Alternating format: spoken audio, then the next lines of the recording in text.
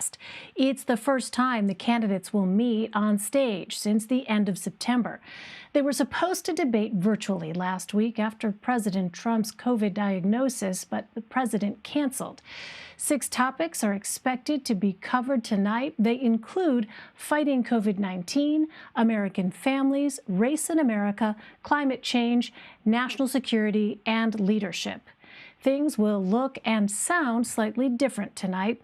Candidate microphones will be muted for certain portions of the debate. It's part of an effort to enforce the debate rules, where both candidates are supposed to have 2 minutes uninterrupted to respond to a question, followed by an open discussion. You recall, that is not what happened last time around. The American people should speak. You should go out and vote. You're in voting now. Vote and let your senators know how strongly you feel. Vote now. Are you going to pack the court? Make sure you, in fact, let people know you're a senator. I'm not going to answer the question. Why wouldn't you answer that question? The question is, radical left. Will you shut up, man? Listen, who is on your list, Joe? Who's on your list? Right. Gentlemen, I think this is so unprecedented. All right, let's bring in Caitlin Huey-Burns and Nicole Killian. Caitlin is CBSN's political reporter, and Nicole is a CBS News correspondent. She covers all things Washington, but there you see her inside the debate hall tonight. So, Nicole, let me begin with you. The president has made it very clear that he is not happy with the choice of moderator and the topics. What might be those very public, what might be behind, rather, those very public complaints? Well, we know that a lot's at stake with this debate. What the Trump campaign has argued is that it believes this debate should focus more on foreign policy. It says that that has been the tradition in the past. But, you know, I had an opportunity to speak with one of the chairs of the debate commission who said that is not necessarily the case, and that from the outset they made clear to the Trump campaign and to both campaigns that it would be the moderator who sets the topics. And so that's, of course, what you laid out at the top of the segment. So from that standpoint, you know, also we've seen the president go after the moderator. We know he wasn't happy with the last debate with Chris Wallace as the moderator. So perhaps it might be an attempt to try to undercut whoever is in that role before the debate happens. But again, you know, the debate commission stands by its selection of these moderators. It believes that this has been a fair process. And so, again, just minutes away from seeing how it'll play out tonight. Well, Caitlin, you have been covering voters and the voting process around the country for months now. Give us some of the common themes that you've been hearing. Hi, Elaine. Well, 2 things stand out to me after spending the past several days on the ground in key battleground states talking to voters. The first is the way in which the act of voting has become a campaign issue in and of itself. We've seen voters be very strategic about how they are going to cast their ballots. We've talked to voters who are tracking lines on apps. They are very intent on making sure their ballot is in time to be counted, and being very strategic about making sure they have all the information needed to be able to cast a ballot in a pandemic. Because as we know, the pandemic has put voting rights and access front and center, but also how we cast ballots. Several states have been ramping up options to give people instead of going in person.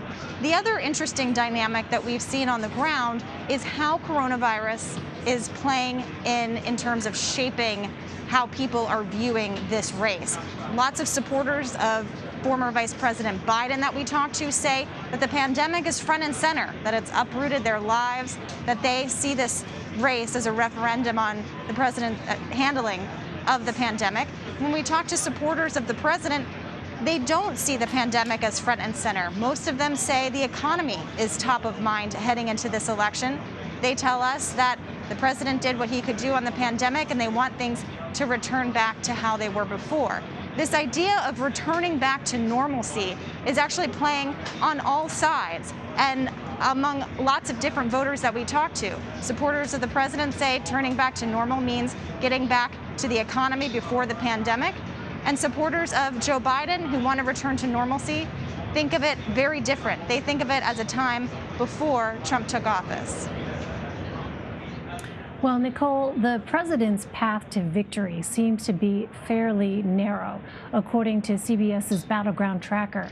Has the Trump campaign had any sort of recalibration in these closing weeks? Well, I think the campaign's mission has always been to try to defend those states that the president won in 2016 and also try to find paths through other states, for instance, like Nevada or like Minnesota. You know, I can tell you that certainly one state that both the Trump campaign, the Biden campaign are really targeting in these final days is Florida, Florida, Florida. If I had a whiteboard like Tim Russert used to, I mean, that really is a key state. You know, certainly the president needs that one. You know, we've talked about states like Michigan, Wisconsin, Pennsylvania, and that support in those states may be slipping for the president. But if he doesn't win Florida, that could spell big trouble for him. So he really does need that state. At the same time, Democrats see an opportunity there. I had a chance to speak with the chair of the Democratic National Committee, Tom Perez, who said he would like to make up some ground there if they can in these final days. And as you know, we saw former President Barack Obama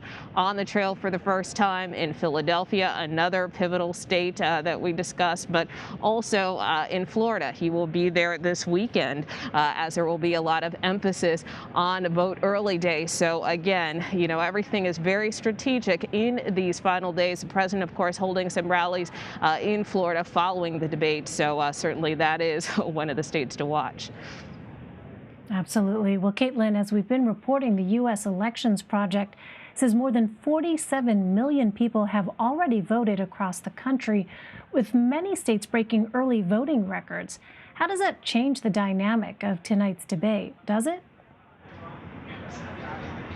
That's right. These record-breaking numbers. We were just in Georgia, which every day is reporting record-breaking numbers when it comes to the early vote. As you mentioned, 47 million people already having cast their ballot raises the question about how an event like tonight can do anything to change voters' minds if they've already participated. What's been really interesting to see in this race is that even though we've had a global pandemic, that there haven't been many instances over the course of the past several months that we've been in a general election mode that have changed the trajectory of this race. Nationally and in key battleground states, Joe Biden continues to lead. That's why his campaign wants to see tonight as a kind of a do no harm, get through it. The Trump campaign, however, has been falling behind in key battleground state polls, needs to do something to change the future of this race, try to shape it or change it around in the next 12 days. But with people already voting and in record numbers, does a night like tonight do anything to really change the fundamentals that we've seen be reliably consistent this cycle? All right, as we've been speaking, Caitlin, I believe those are live pictures. Is that right, control room? That we saw with us from just moments ago. We are, in fact, looking at live pictures there in Nashville as we wait for this debate to get underway. But there you saw it looked like a motorcade. We can't say exactly if that was the president or not, but certainly we're keeping an eye on these pictures as we get closer here to the top of the hour. Nicole, as we wait here, talk to us more about the topics that are going to be discussed tonight and how the announcement of attempted election interference last night could come into play.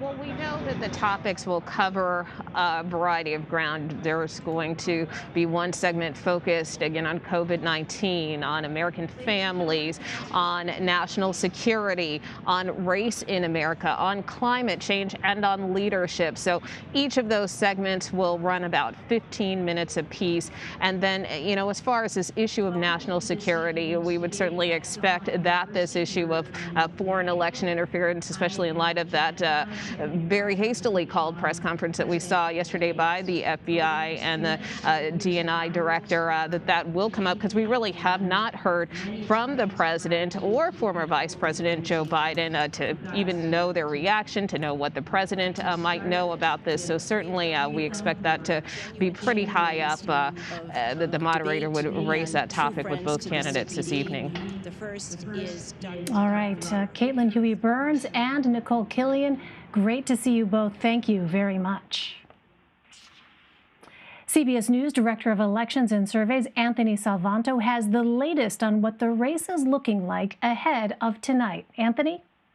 Hey there, Elaine. Let's take a look at the state of the race heading into this, the final debate. First thing to note, if this year we see record turnout, let's suppose it is, as some estimate, and we think, it could get to 150 million votes. Well, about a third of that has already been cast, with people showing up early to vote at early voting centers and casting their ballots by mail. So the pool of voters left to be persuaded by this debate is getting smaller. Couple that with the fact that well over 90–95% in some places in these polls, people say they've already made up their minds. So what's this about? It could be about motivating turnout for Joe Biden, maybe trying to seal in those voters who are already backing him. You look at these states across the upper Midwest, and they're leaning blue towards Joe Biden. He's also got a couple of possibilities in toss-ups in places like Florida, Georgia, North Carolina, Ohio, etc. So for the president, what does he need to do? He needs to start winning those toss-ups and then flipping a couple of states. Let's suppose the president once again wins Florida, wins Georgia, wins North Carolina. Well, starts to recreate that 2016 map, but now he's going to have to also probably win Ohio and then flip Pennsylvania back out of Joe Biden's column to start putting him closer, and then maybe a Wisconsin again, just in one scenario, to get him back over the top. There's a number of different paths that could play out, and that's what we see. Those are some of the scenarios we see as we head into this final home stretch after the debate tonight. Elaine? All right, Anthony, thank you. With early voting already well underway, tonight is the last chance the candidates will have to go head-to-head to sway undecided Americans. Last debate featured a range of attacks from both candidates. Some lines went beyond the issues, even touching on their personal lives.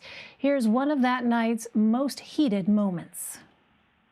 It's about you. That's what we're talking about here. All right, that's the end of the segment. We're moving on. He didn't take them. Well, Vice President, no. Can I be honest? It's a very important Try to be question. honest. He stood up. No, the answer to the and question is no. Ukraine. No, sir. With $1 billion, if you that is absolutely not true. You're going to have true. Gentlemen. I hate to raise my voice, but it seems to be. Why shouldn't I be different than the two of you?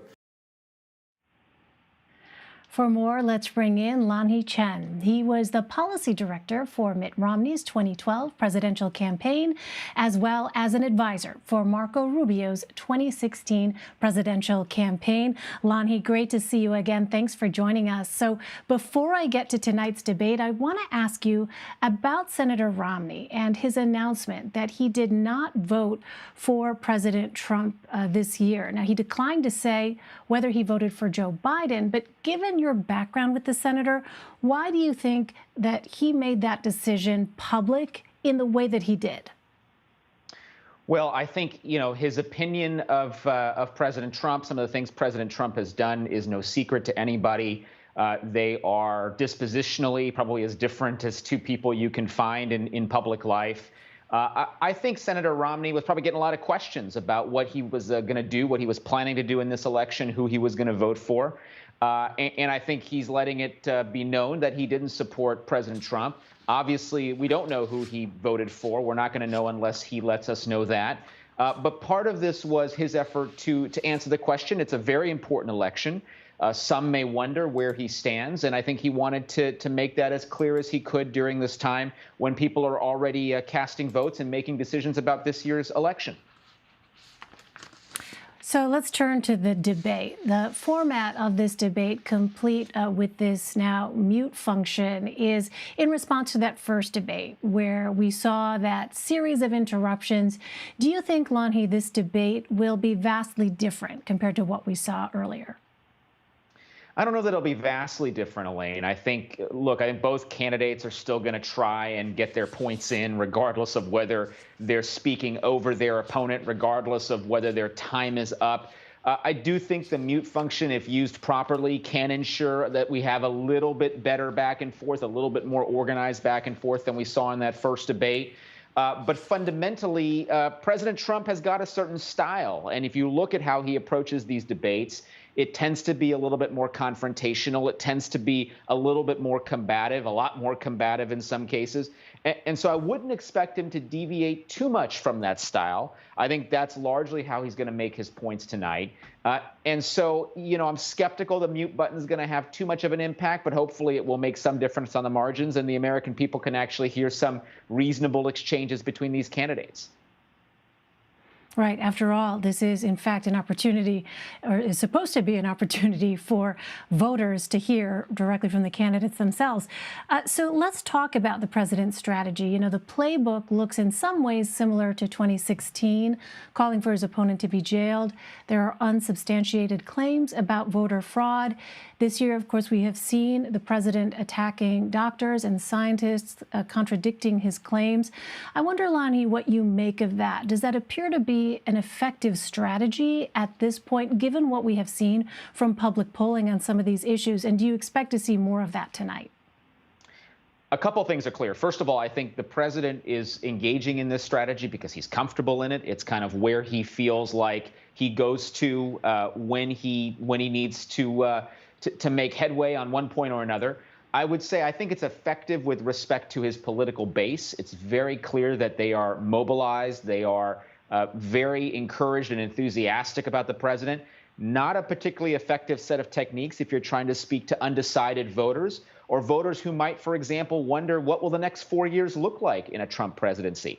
I've made the argument repeatedly that I think the president would be strongest if he was willing to get out there and talk about his plan for the next 4 years as opposed to all of these other things. But that hasn't been where the president, it hasn't been where his campaign has been. I think the president believes it is effective at mobilizing his base, but his base is going to be supporting him regardless. The question now is where he gets the additional support necessary to get him across 270 electoral votes. I don't think that the strategy we've seen pursued thus far is frankly going to be very effective if that is the ultimate goal. So I think that the president and the Trump campaign have a fundamental decision to make with less than 2 weeks left. And that is, are they going to speak to voters who haven't made up their minds, or are they going to speak to those who probably are already going to support the president and try and gin them up even more? In our final minutes, Lonnie, I want to ask you about where you see Joe Biden's biggest vulnerabilities. You have President Trump bringing a guest tonight who is a business partner of Hunter Biden's to the debate. He's been attempting to push, as you know, these debunked allegations of fraudulent activities by the Biden family. So I wonder, Lonnie, as we look at the landscape now, you have Amy Coney Barrett on the verge of confirmation, it appears, as a Supreme Court justice. What is your take on those areas that the president should be focusing in on? And when you look at Joe Biden's vulnerabilities as well, what are those areas that you see as places where the president should focus his efforts? It's a line of attack, Elaine, very similar to what we saw from Mike Pence in his debate against Kamala Harris a few weeks ago. And that is to try and tag Joe Biden as a liberal, out-of-touch progressive whose policies will take America in a fundamentally bad direction when it comes in particular to the economy. So I think one imperative is to tie his opponent to the far progressive left from a policy perspective. You saw him try to do that, for example, in Pennsylvania the other day, talking about Joe Biden's opposition to fracking. And then in the second order, I would say it's also going to be important for him to draw contrast in terms of energy and competency. And that's going to be something, it's a hard sell because I think a lot of people know Joe Biden has a lot of experience in government, but it is fundamentally about that competency. For 47 years, Joe Biden's been in public life. You've heard this line, and he hasn't gotten a whole lot accomplished. It's about contrasting the president's accomplishments over the last few years with those of Vice President Biden during his 47 years in public life.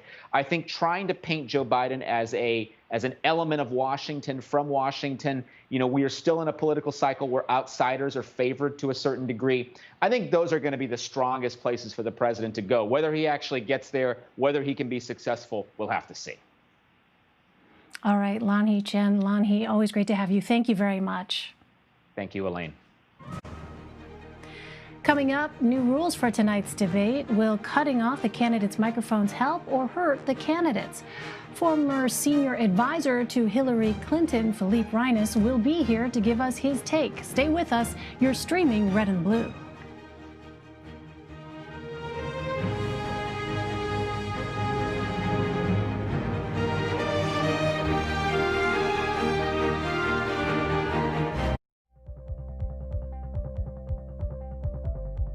Go to the ends of the earth. Right now. We got something crazy. And reach for the stars. Here we are. Time. Yes, it's my comeback. Hey, this is pretty fun. But wait, there's more. Experience thought-provoking. Welcome to the idea of being a human being. Innovative. And truly original reporting. Look through a telescope and go, wow. Because there's always something new under the sun on CBS Sunday morning. COVID has taken the lives of tens of thousands of Americans. Rural areas like this here on Navajo Nation are especially hit hard. 15 to 30% of our Navajo citizens don't have running water. In any indigenous reservation, there is a shortage of physicians.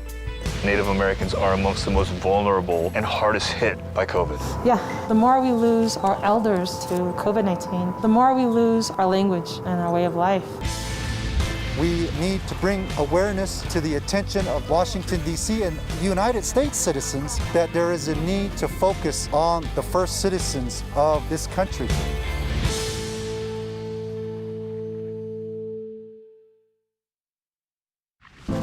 In 60 years, we went from about 100,000 factory workers to probably about 7,000. Off in the distance, you can see some factories that are still humming, but most of them are just kind of abandoned. The restaurant industry right now is one of the largest and fastest growing industries in America. And yet it continues to be the absolute lowest paying employer in the United States. Barely anybody's making enough to live. You're donating plasma to get by. It's literally a slave wage. I don't remember growing up like this. My mom didn't have to go to food banks. It's pretty sad. Even really young kids are feeling what's going on right now. How should parents be talking to them about this whole question of racial justice? How do we embrace this moment and turn it into real change? What we really must focus on is moving from protesting to policy. Join Gail, Anthony, and Tony on CBS This Morning. CBSN Los Angeles. Get local news, breaking news, anytime, anywhere. It's easy to find us, and it's free. Download the CBS News app on your favorite devices. CBSN Los Angeles, streaming 24/7. You can watch CBSN 24/7. I've got an amazing story to share with you. I understand you have some breaking news. How does it all play out? It's quite an adventure here at CBSN. It's been a day.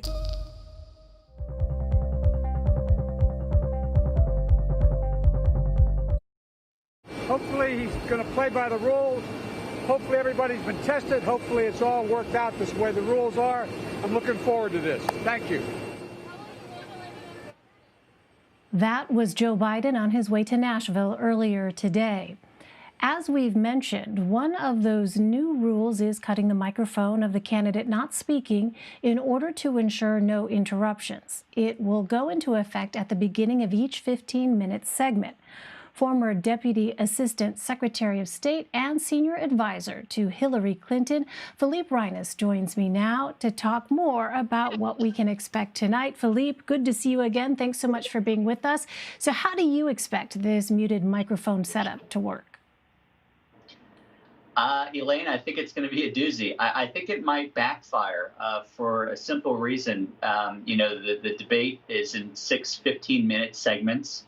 And the first 4 minutes are going to have this muting situation where the person not speaking will not be able to be heard. The problem is if you tell someone that for 4 minutes that they have to behave, you're telling them that for the other 11 minutes, you can do what you want.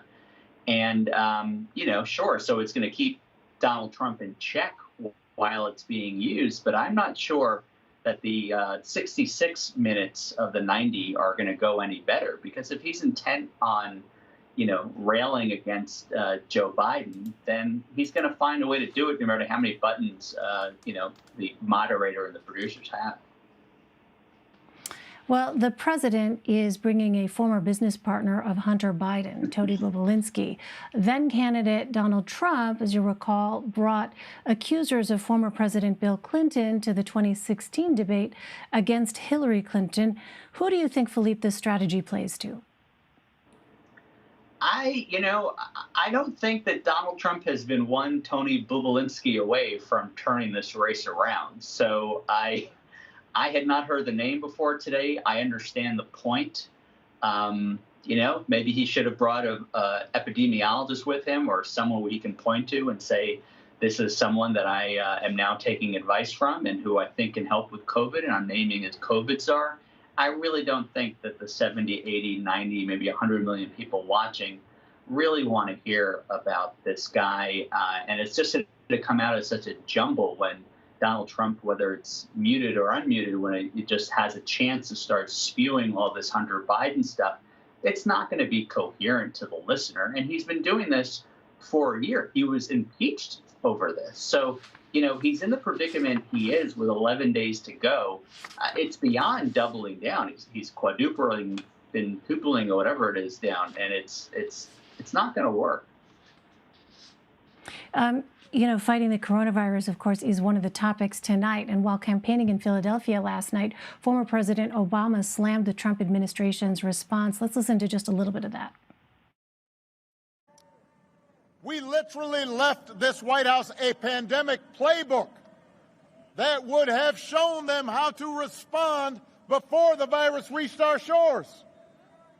They probably used it to, prop up a wobbly table somewhere. We don't know where that playbook went. 8 months into this pandemic, cases are rising again across this country.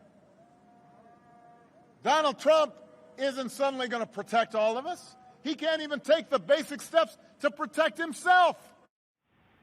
So, Philippe, as you know, since the last debate, President Trump and many people in his orbit tested positive for the coronavirus. So how might the conversation about COVID-19 be different tonight because of that?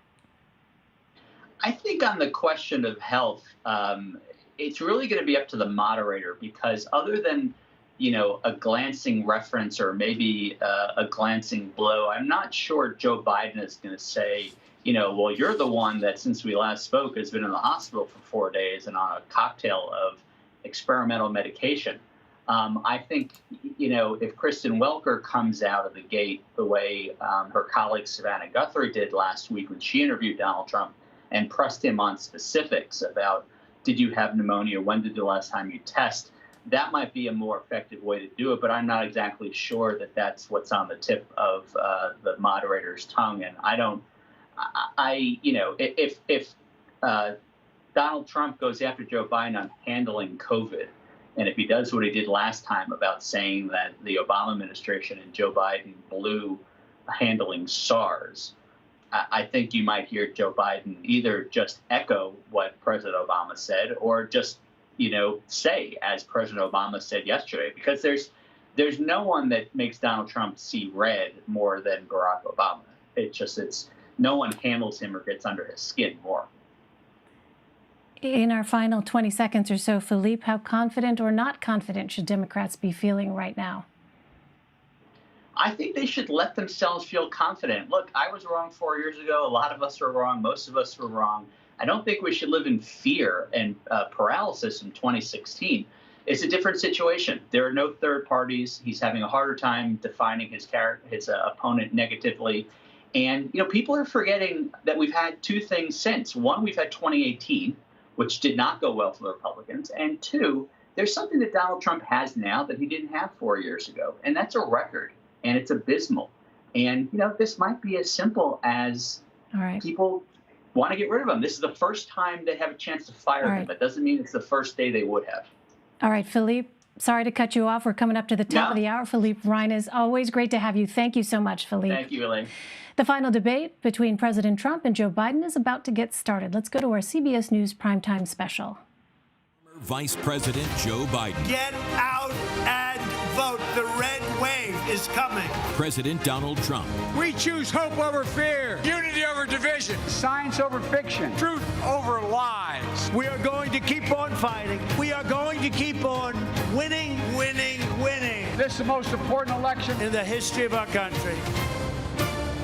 The final presidential debate.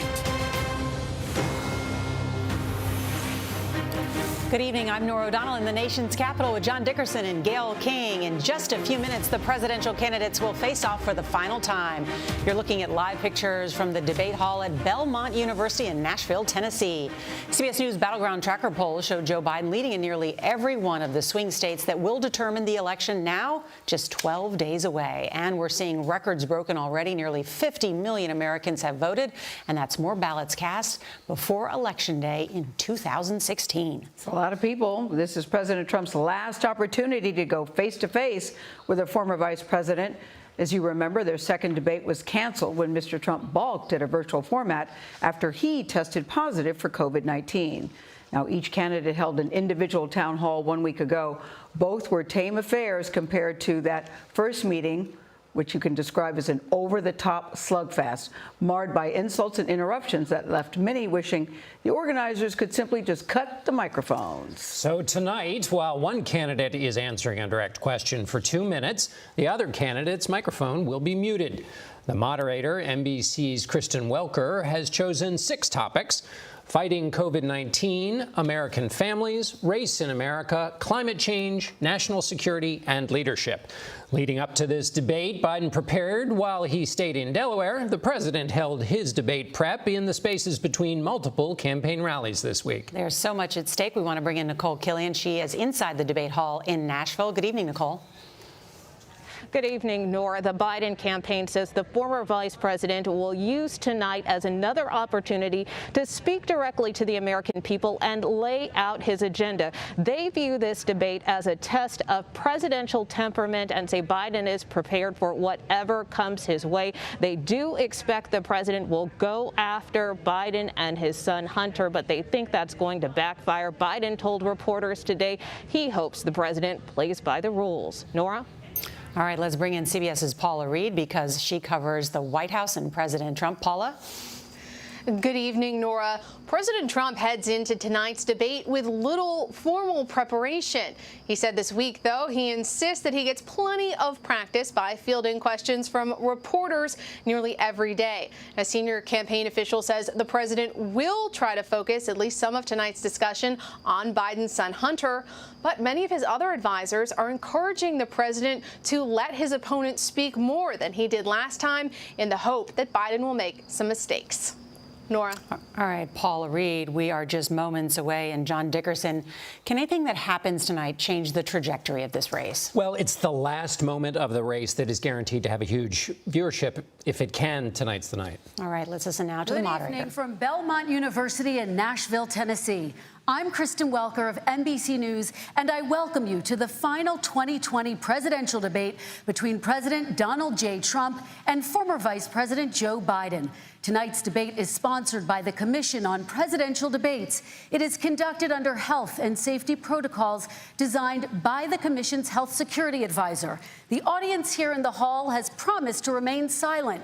No cheers, boos, or other interruptions, except right now, as we welcome to the stage former Vice President Joe Biden and President Donald J. Trump.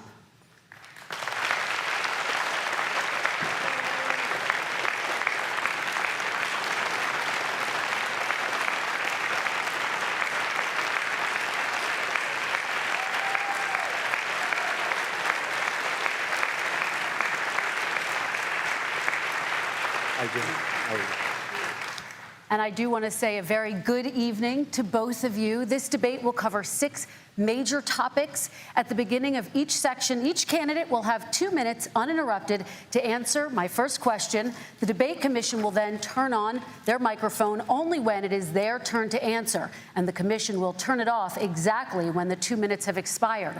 After that, both microphones will remain on, but on behalf of the voters, I'm going to ask you to please speak one at a time.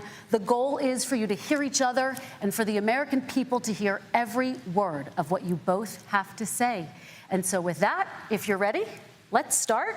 And we will begin with the fight against the coronavirus. President Trump, the first question is for you. The country is heading into a dangerous new phase. More than 40,000 Americans are in the hospital tonight with COVID, including record numbers here in Tennessee. And since the two of you last shared a stage, 16,000 Americans have died from COVID. So please be specific. How would you lead the country during this next stage of the coronavirus crisis? 2 minutes, uninterrupted. So, as you know, 2.2 million people modeled out were expected to die. We closed up the greatest economy in the world in order to fight this horrible disease that came from China.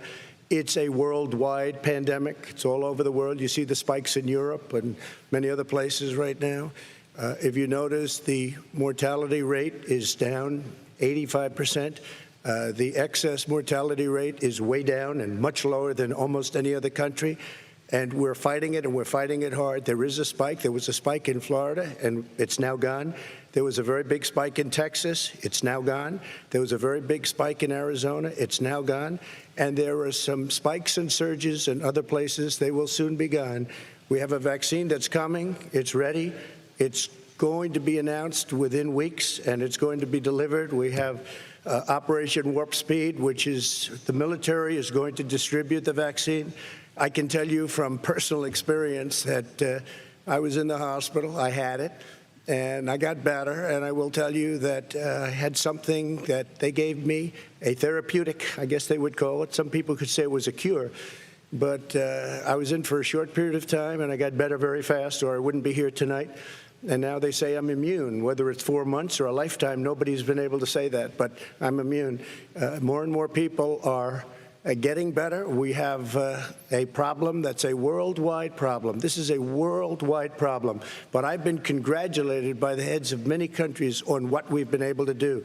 If you take a look at what we've done in terms of goggles and masks and gowns and everything else, and in particular ventilators, we're now making ventilators all over the world, thousands and thousands a month, distributing them all over the world. It will go away, and as I say, we're rounding the turn, we're rounding the corner. It's going away. Okay, former Vice President Biden, to you, how would you lead the country out of this crisis? You have 2 minutes uninterrupted. 220,000 Americans dead. If you hear nothing else I say tonight, hear this. Anyone who's responsible for not taking control, in fact, not saying I take no responsibility initially. Anyone who's responsible for that many deaths should not remain as President of the United States of America. We're in a situation where there are 1,000 deaths a day now, 1,000 deaths a day, and there are over 70,000 new cases per day. Compared to what's going on in Europe, as the New England Medical Journal said, they're starting from a very low rate. We're starting from a very high rate. The expectation is we'll have another 200,000 Americans dead between now and the end of the year. If we just wore these masks, the president's own advisors have told him, we could save 100,000 lives. And we're in a circumstance where the president thus far and still has no plan, no comprehensive plan. What I would do is make sure we have everyone encouraged to wear a mask all the time. I would make sure we move in the direction of rapid testing, investing in rapid testing. I would make sure that we set up national standards as to how to open up schools and open up businesses so they can be safe and give them the wherewithal, the financial resources to be able to do that. We're in a situation now where the New England Medical Journal, one of the most serious journals in the whole world, said for the first time ever that the way this president has responded to this crisis has been absolutely tragic. And so, folks, I will take care of this. I will end this. I will make sure we have a plan. President Trump, I'd like to follow up with you in your comments. You talked about taking a therapeutic. I assume you're referencing Regeneron. You also said a vaccine will be coming within weeks. Yes. Is that a guarantee? No, it's not a guarantee, but it will be by the end of the year. But I think it has a good chance. There are two companies, I think, within a matter of weeks, and it will be distributed very quickly. Can you tell us which companies? Johnson & Johnson is doing very well. Moderna is doing very well. Pfizer is doing very well. And we have numerous others. Then we also have others that we're working on very closely with other countries, in particular Europe. Let me follow up with you, and because this is new information, you have said a vaccine is coming soon, within weeks now. Your own officials say it could take well into 2021 at the earliest for enough Americans to get vaccinated. And even then, they say the country will be wearing masks and distancing into 2022. Is your timeline realistic? No, I think my timeline is going to be more accurate. I don't know that they're counting on the military the way I do, but we have our generals lined up, one in particular that's the head of logistics. And this is a very easy distribution for him. He's ready to go as soon as we have the vaccine. And we expect to have 100 million vials. As soon as we have the vaccine, he's ready to go. Vice President Biden, your reaction, and just 40% of Americans say they would definitely agree to take a coronavirus vaccine if it was approved by the government. What steps would you take to give Americans confidence in a vaccine if it were approved? Make sure it's totally transparent. Have the scientists of the world see it, know it, look at it, go through all the processes. And by the way, this is the same fellow who told you this is going to end by Easter last time. This is the same fellow who told you that, don't worry, we're going to end this by the summer. We're about to go into a dark winter, and he has no clear plan, and there's no prospect that there's going to be a vaccine available for the majority of the American people before the middle of next year. President Trump, your reaction, he says you have no plan. I don't think we're going to have a dark winter at all. We're opening up our country. We've learned and studied and understand the disease, which we didn't at the beginning. When I closed and banned China from coming in heavily infected, and then ultimately Europe, but China was in January. Months later, he was saying I was xenophobic. I did it too soon. Now he's saying, oh, I should have, moved quicker. But he didn't move quicker. He was months behind me, many months behind me. And frankly, he ran the H1N1 swine flu, and it was a total disaster, far less lethal, but it was a total disaster. Had that had this kind of numbers, 700,000 people would be dead right now, but it was a far less lethal disease. Look, his own person who ran that for him, who, as you know, was his chief of staff, said it was catastrophic. It was horrible. We didn't know what we were doing. Now he comes up and he tells us how to do this. Also, everything that he said about the way every single move that he said we should make, that's what we've done. We've done all of it. But he was way behind us. Vice President Biden, your response. My response is he is xenophobic, but not because he shut down access from China. And he did it late after 40 countries had already done that. In addition to that, what he did, he made sure that we had 44 people that were in there in China trying to get to Wuhan to determine what exactly the source was. What did the president say in January? He said, no, he said, he's being transparent. The president of China is being transparent. We owe him a debt of gratitude. We have to thank him. And then what happened was we started talking about using the Defense Act to make sure we go out and get whatever is needed out there to protect people. And again, I go back to this. He had nothing. He did virtually nothing. And then he gets out of the hospital and he talks about, don't worry, it's all going to be over soon. Come on. There's not another serious scientist in the world who thinks it's going to be over soon. President Trump, your reaction? I say over soon. I say we're learning to live with it. We have no choice. We can't lock ourselves up in a basement like Joe does. He has the ability to lock himself up. I don't know. He's obviously made a lot of money someplace, but he has this thing about living in a basement. People can't do that. By the way, I, as the president, couldn't do that. I'd love to put myself in the basement or in a beautiful room in the White House and go away for a year and a half until it disappears. I can't do that. And Kirsten, every meeting I had, and I'd meet a lot of families, including Gold Star families and military families, every meeting I had, and I had to meet them. I had to. It would be horrible to have canceled everything. I said, this is dangerous. And you catch it. And, I caught it. I learned a lot. Great doctors, great hospitals. And now I recovered. 99.9% of young people recover. 99% of people recover. We have to recover. We can't close up our nation. We have to open our school, and we can't close up our nation, or you're not going to have a nation. And of course, the CDC has said young people can get sick with COVID-19 and can pass it. Vice President Biden, I want to talk broadly about strategy, though. You have Can I respond to that? 30 seconds, please, and then I have a question. No, number one, he says that we're learning to live with it. People are learning to die with it. You folks home will have an empty chair at the kitchen table this morning. That man or wife going to bed tonight and reaching over to try to touch their, out of habit, where their wife or husband was, is gone. Learning to live with it. Come on. We're dying with it because he has never said, you said it's dangerous. When's the last time? Is it really dangerous still? Are we dangerous? You tell the people it's dangerous now? What should they do about the danger? And you say, I take no responsibility. Let me talk about your two. Excuse me, I take full responsibility. It's not my fault that it came here. It's China's fault. And you know what? It's not Joe's fault that it came here either. It's China's fault. They kept it from going into the rest of China for the most part, but they didn't keep it from coming out to the world, including Europe and ourselves. Vice President Biden.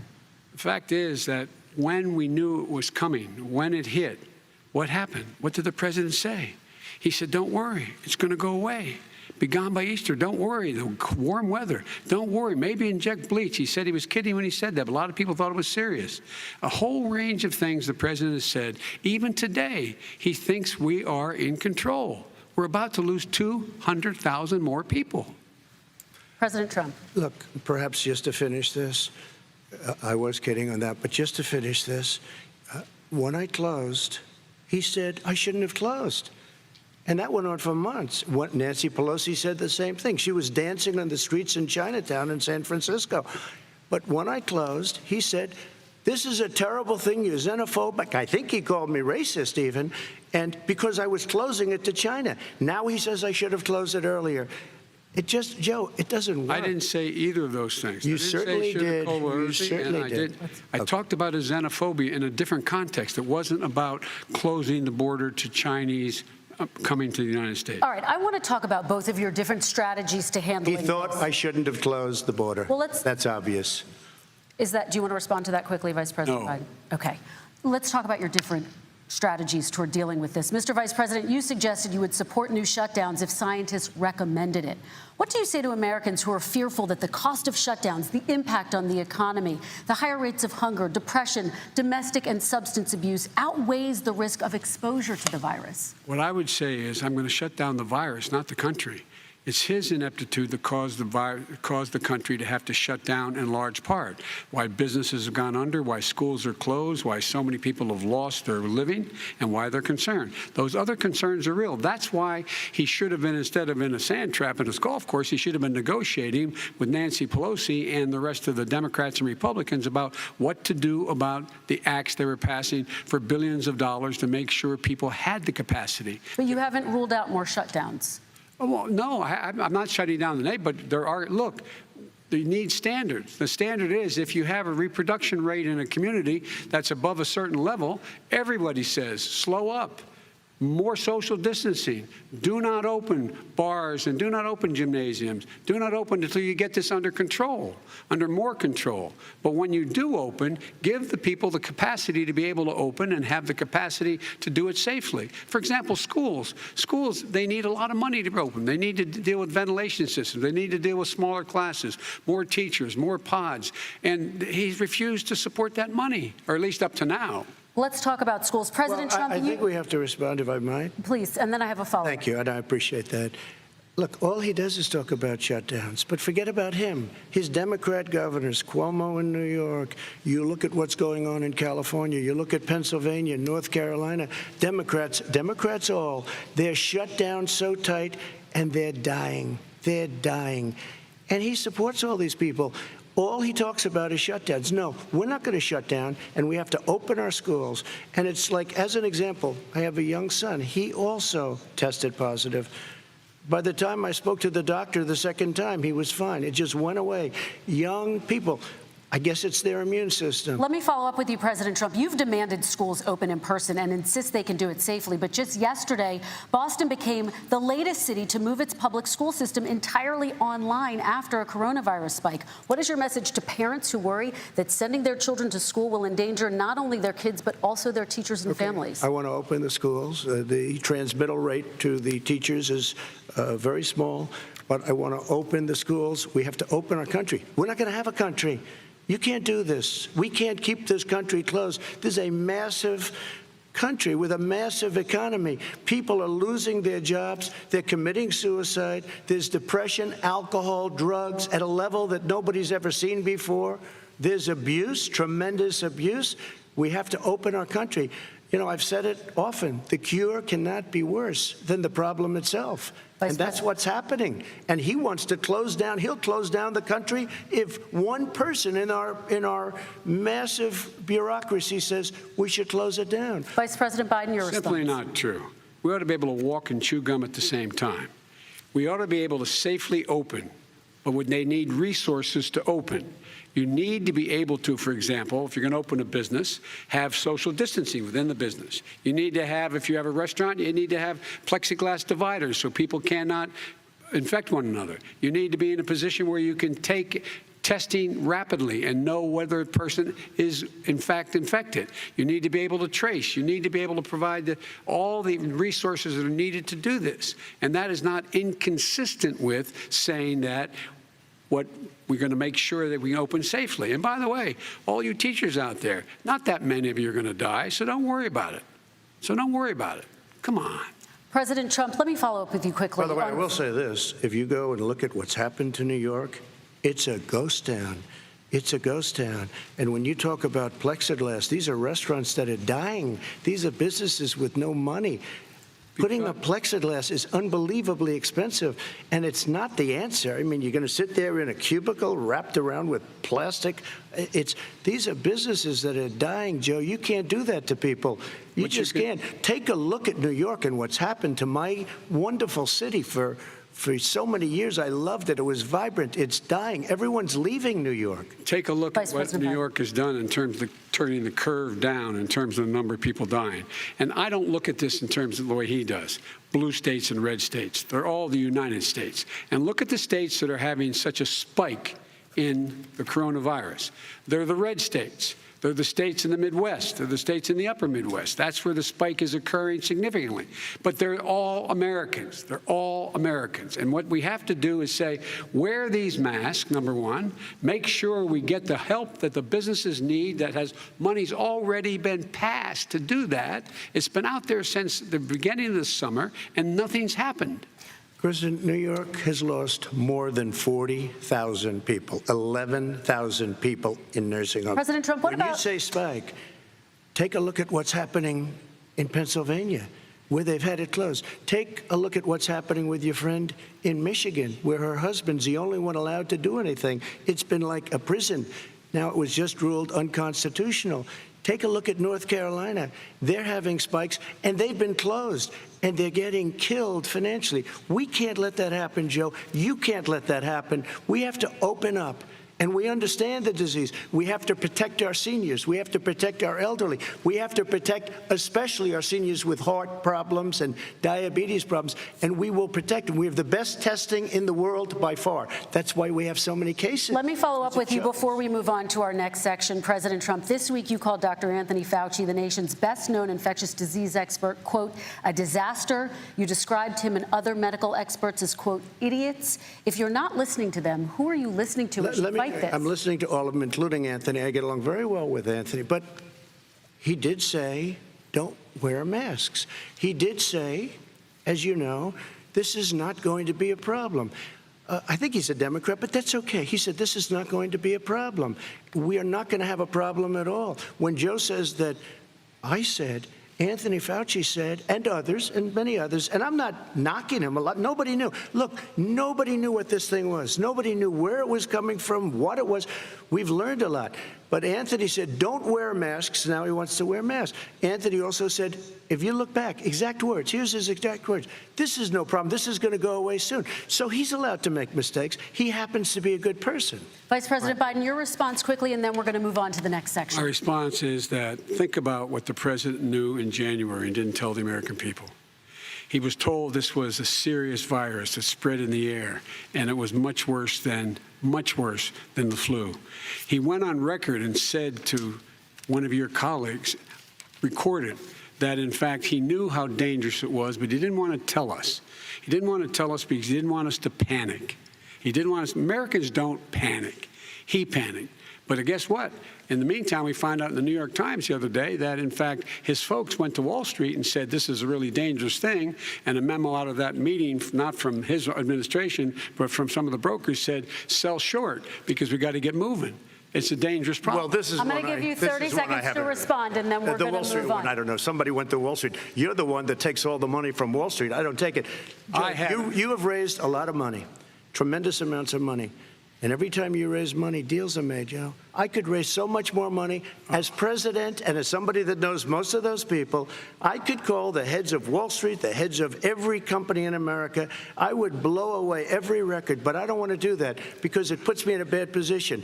And then you bring up Wall Street. You shouldn't be bringing up Wall Street because you're the one that takes the money from Wall Street, not me. I could blow away your records that, like you wouldn't believe. We don't need money. We have plenty of money. In fact, we beat Hillary Clinton with a tiny fraction of the money that she was able to. All right, gentlemen, we're going to move on. Don't tell me about Wall Street. Average contribution, $43. All right, we're going to move on to our next section, which is national security. And I do want to start with the security of our elections and some breaking news from overnight. Just last night, top intelligence officials confirmed again that both Russia and Iran are working to influence this election.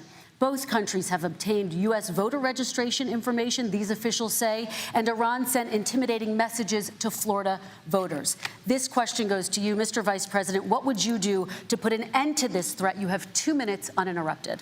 I made it clear, and I ask everyone else to take the pledge. I made it clear that any country, no matter who it is, that interferes in American elections will pay a price. They will pay a price. And it's been overwhelmingly clear this election, I won't even get into the last one, this election, that Russia has been involved, China has been involved to some degree, and now we learn that Iran is involved. They will pay a price if I'm elected. They're interfering with American sovereignty. That's what's going on right now. They're interfering with American sovereignty. And to the best of my knowledge, I don't think the president said anything to Putin about it. I don't think he's stalking them a lot. I don't think he said a word. I don't know why he hadn't said a word to Putin about it.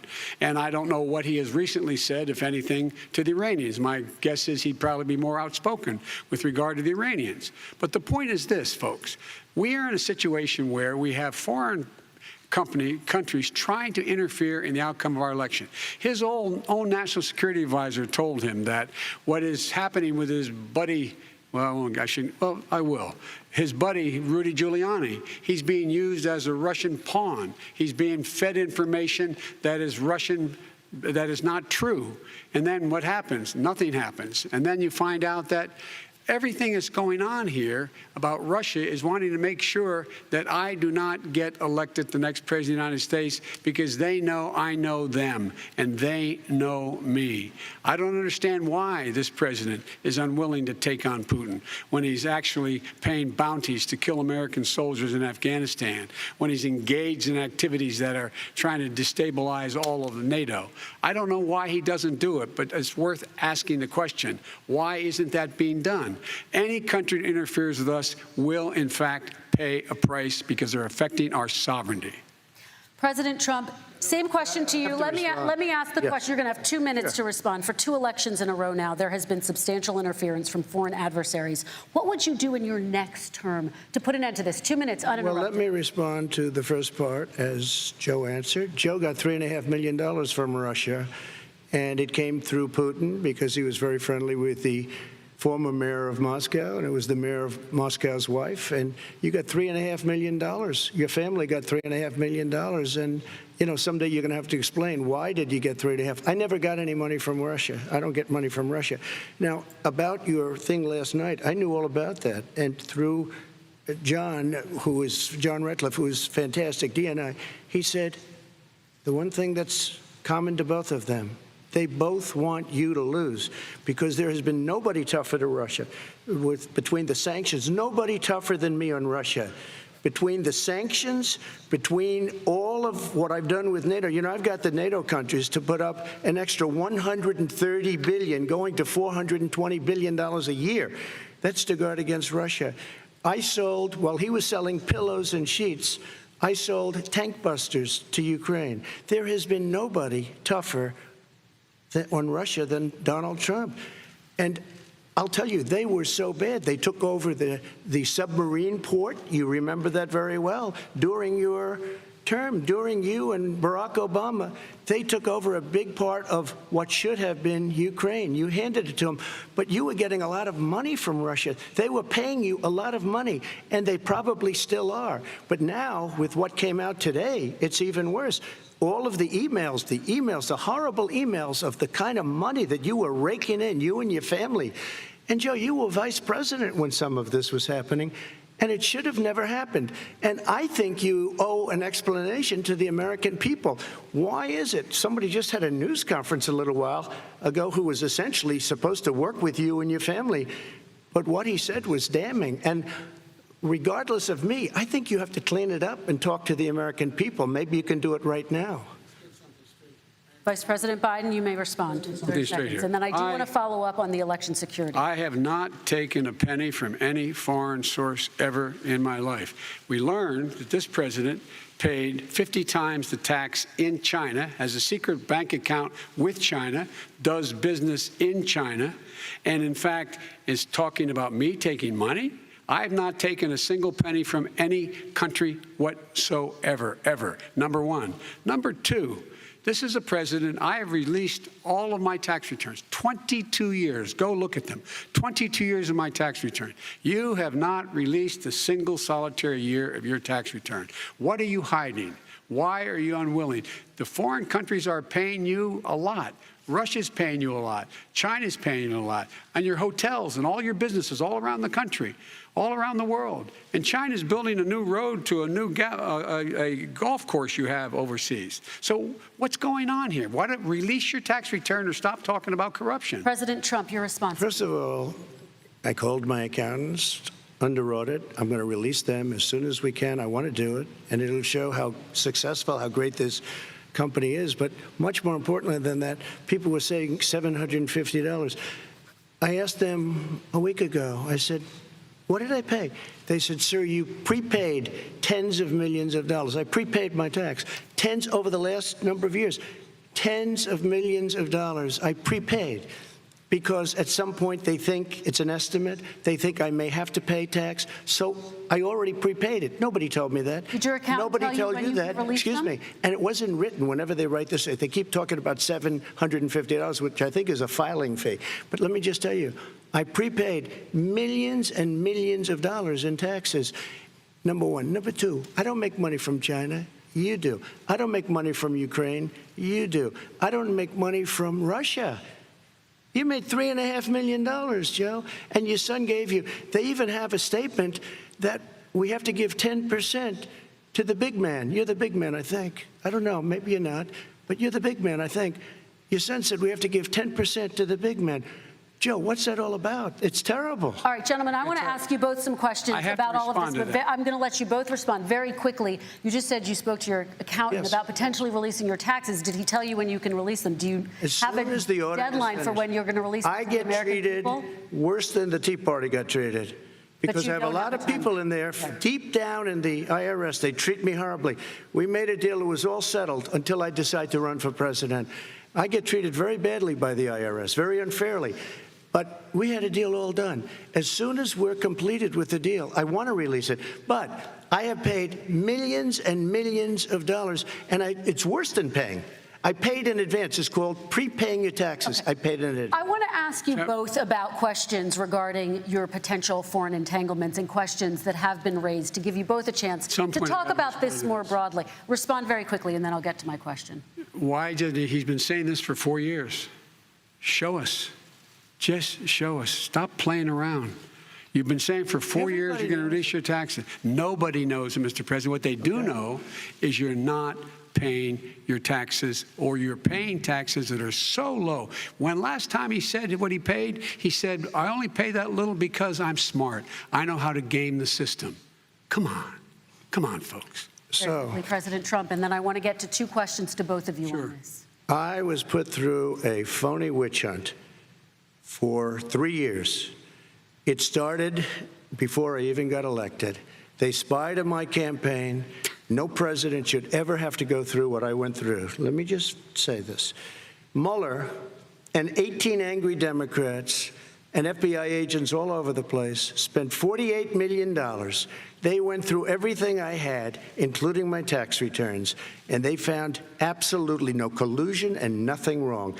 $48 million. I guarantee you, if I spent $1 million on you, Joe, I could find plenty wrong, because the kind of things that you've done and the kind of monies that your family has taken. I mean, your brother made money in Iraq, millions of dollars. Your other brother made a fortune, and it's all through you, Joe. And they say you get some of it, and you do live very well. You have houses all over the place. You live very well. All right, gentlemen, let me just ask some questions about all of this broadly. Vice President Biden, there have been questions about the work your son has done in China and for a Ukrainian energy company when you were vice president. In retrospect, was anything about those relationships inappropriate or unethical? Nothing was unethical. Here's what the deal. With regard to Ukraine, we had this whole question about whether or not, because he was on the board, I later learned of a Burisma, a company, that somehow I had done something wrong. Yet every single solitary person, when he was going through his impeachment, testifying under oath who worked for him, said, I did my job impeccably. I carried out U.S. policy. Not one single solitary thing was out of line. Not a single thing, number one.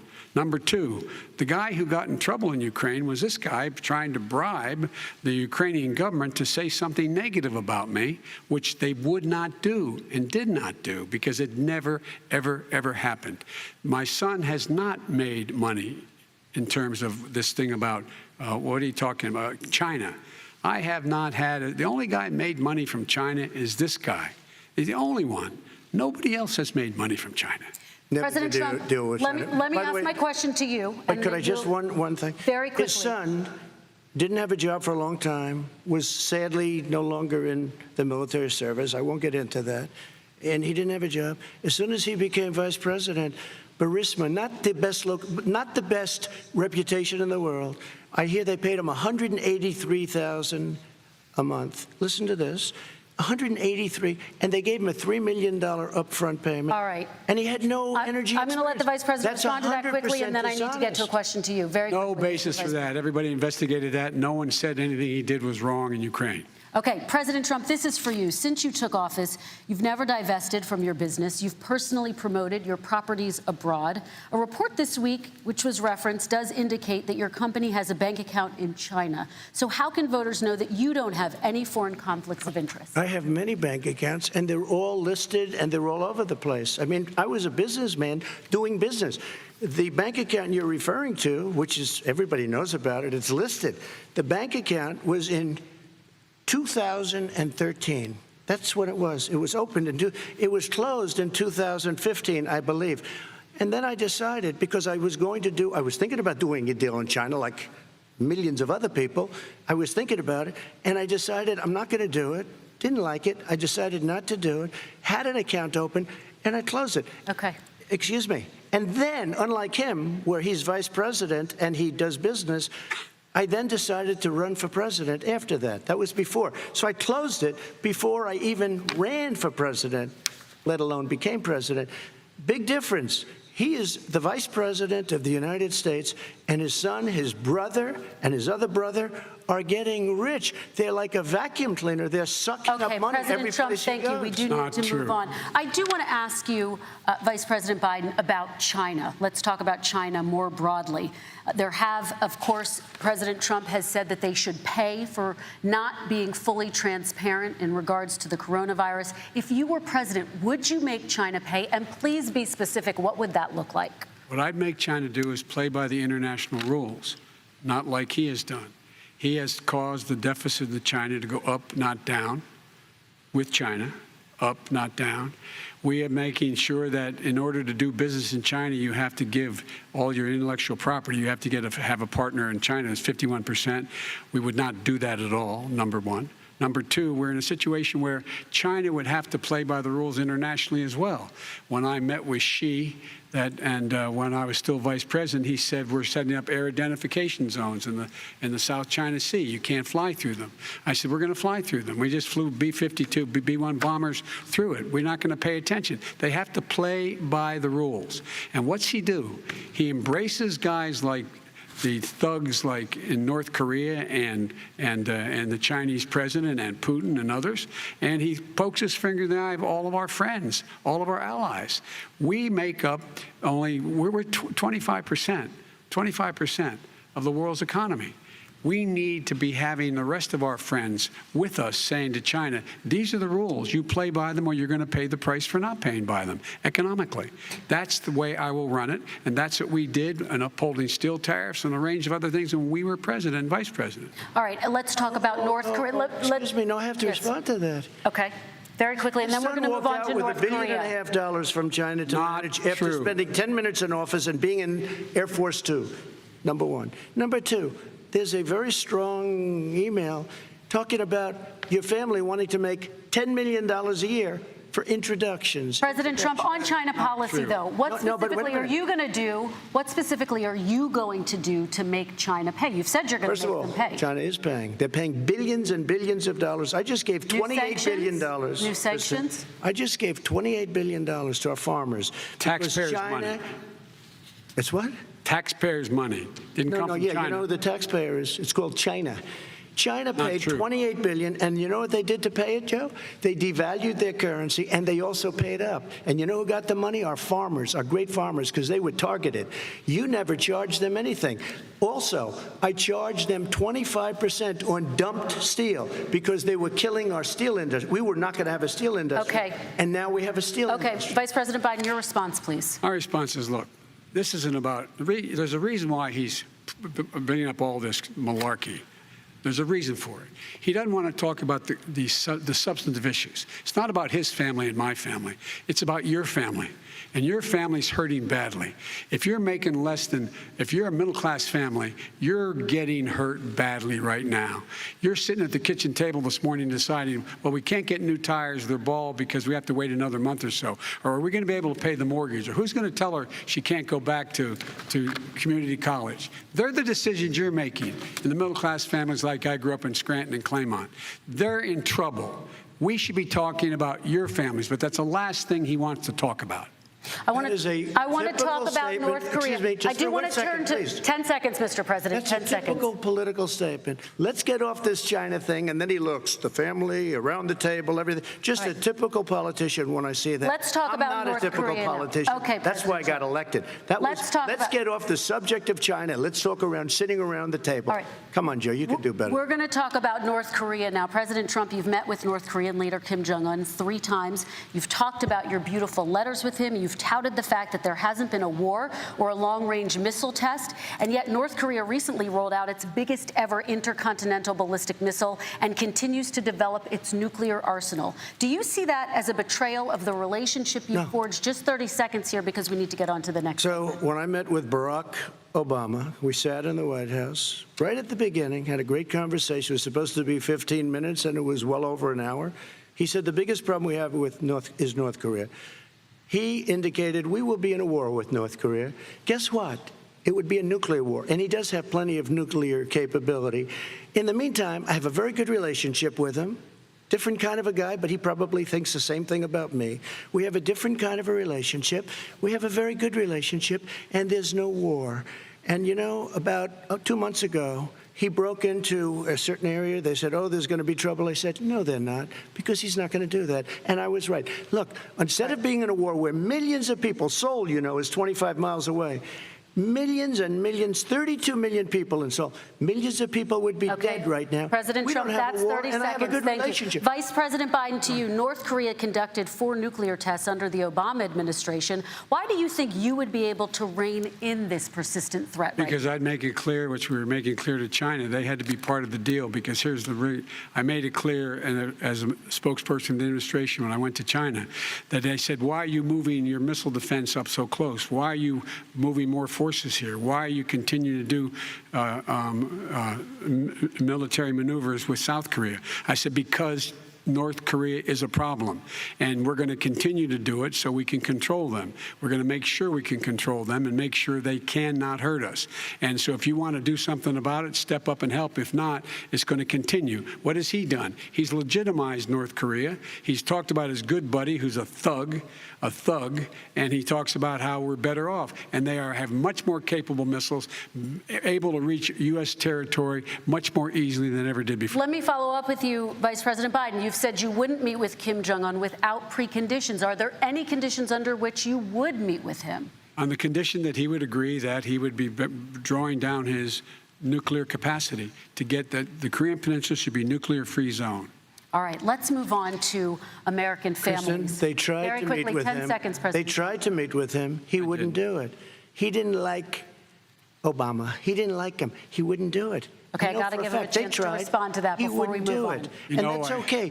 You know what, North Korea, we're not in a war. We have a good relationship. You know, people don't understand. Having a good relationship with leaders of other countries is a good thing. We have a lot of questions to get to. That's like saying we had a good relationship with Hitler before he, in fact, invaded Europe, the rest of Europe. Come on. The reason he would not meet with President Obama is because President Obama said, we're going to talk about denuclearization. We're not going to legitimize you, and we're going to continue to put stronger and stronger sanctions on you. That's why he wouldn't meet with us. All right, let's move on. Let's move on and talk about American families. He left me a mess, Kristen. President Trump, okay, we do need to move on. They left me a mess. North Korea was a mess. And in fact, if you remember the first 2 or 3 months, there was a very dangerous period in my first 3 months before we sort of worked things out a little bit. Okay. There was a they left us a mess. And Obama would be, I think, the first to say it was the single biggest problem he thought that our country had. Okay, let's move on to American families and the economy. One of the issues that's most important to them is health care, as you both know. Today, there was a key vote on a new Supreme Court justice, Amy Coney Barrett, and health care is at the center of her confirmation fight. Over 20 million Americans get their health insurance through the Affordable Care Act. It's headed to the Supreme Court, and your administration, Mr. President, is advocating for the court to overturn it. If the Supreme Court does overturn that law, those 20 million Americans could lose their health insurance almost overnight. So what would you do if those people have their health insurance taken away? You have 2 minutes uninterrupted. Sure. First of all, I've already done something that nobody thought was possible. Through the legislature, I terminated the individual mandate. That is the worst part of Obamacare, as we call it. The individual mandate where you have to pay a fortune for the privilege of not having to pay for bad health insurance. I terminated. It's gone. Now it's in court because Obamacare is no good. But then I made a decision. Run it as well as you can to my people, great people. Run it as well as you can. I could have gone the other route and made everybody very unhappy. They ran it. Premiums are down. Everything's down. Here's the problem. No matter how well you run it, it's no good. What we'd like to do is terminate it. We have the individual mandate done. I don't know that it's going to work. If we don't win, we will have to run it, and we'll have Obamacare, but it'll be better run. But it no longer is Obamacare, because without the individual mandate, it's much different. Pre-existing conditions will always stay. What I would like to do is a much better health care, much better, will always protect people with pre-existing. So I'd like to terminate Obamacare, come up with a brand new, beautiful health care. The Democrats will do it because there'll be tremendous pressure on them, and we might even have the House by that time, and I think we're going to win the House, okay? You'll see, but I think we're going to win the House. But come up with a better health care, always protecting people with pre-existing conditions. And one thing very important, we have 180 million people out there that have great private health care. Far more than we're talking about with Obamacare. Joe Biden is going to terminate all of those policies. These are people that love their health care, people that have been successful, middle-income people, been successful. They have 180 million plans, 180 million people, families.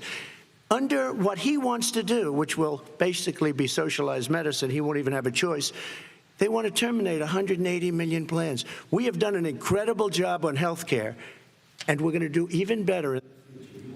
Okay, Vice President Biden, yes, this is for you. Your health care plan calls for building on Obamacare. So my question is, what is your plan if the law is ruled unconstitutional by the Supreme Court? You have 2 minutes uninterrupted. What I'm going to do is pass Obamacare with a public option. It'll become Biden care. The public option is an option that says that if you, in fact, do not have the wherewithal to be, if you qualify for Medicaid and you do not have the wherewithal in your state to get Medicaid, you automatically are enrolled, providing competition for insurance companies.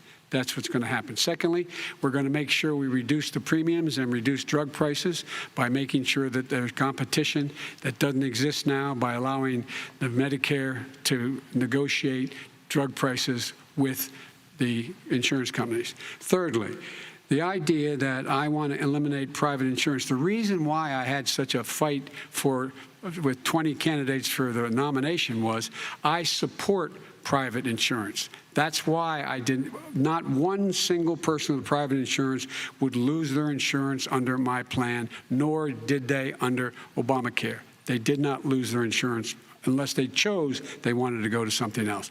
Lastly, we're going to make sure we're in a situation that we actually protect pre-existing. There's no way he can protect pre-existing conditions. None, zero. You can't do it in the ether. He's been talking about this for a long time. He's never come up with a plan. I guess we're going to get the pre-existing condition plan the same time we get the infrastructure plan that we've been waiting since 17, 18, 19, and 20. The fact, I still have a few more minutes. I know you're getting anxious. The fact is that he's already cost the American people, because of his terrible handling of the COVID virus and the economic spillover, 10 million people have lost their private insurance. And he wants to take away 22 million more people who have it under Obamacare, and over 110 million people with pre-existing conditions, and all the people from COVID are going to have pre-existing conditions. What are they going to do? I have a follow-up for you, Vice President Biden. It relates to something that President Trump said. He's accusing you of wanting socialized medicine. What do you say to people who have concerns that your health care plan, which includes a government insurance option, takes the country one step closer to a health care system run entirely by the government? What's your response to them? It's ridiculous. It's like saying that, the idea that the fact that there's a public option that people can choose, that makes it a socialist plan. Look, the difference between the president, I think health care is not a privilege, it's a right. Everyone should have the right to have affordable health care. And I am very proud of my plan. It's gotten endorsed by all the major labor unions, as well as a whole range of other people who, in fact, are concerned in the medical field. This is something that's going to save people's lives, and this is going to give some people an opportunity to have health care for their children. How many of you home are worried and rolling around in bed tonight wondering what in God's name you're going to do if you get sick?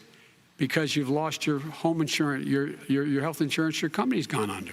We have to provide health insurance for people at an affordable rate, and that's what I do. President Trump, he was there response. for 47 years. He didn't do it. He was now there as vice president for 8 years, and it's not like it was 25 years ago. It was 3 3/4. It was just a little while ago, right? Less than 4 years ago. He didn't do anything. He didn't do it. He wants socialized medicine, and it's not that he wants it. His vice president, she is more liberal than Bernie Sanders and wants it even more. Bernie Sanders wants it.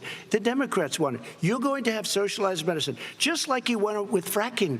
We're not going to have fracking. We're going to stop fracking. We're going to stop fracking. Then he goes to Pennsylvania after he gets a nomination, where he got very lucky to get it.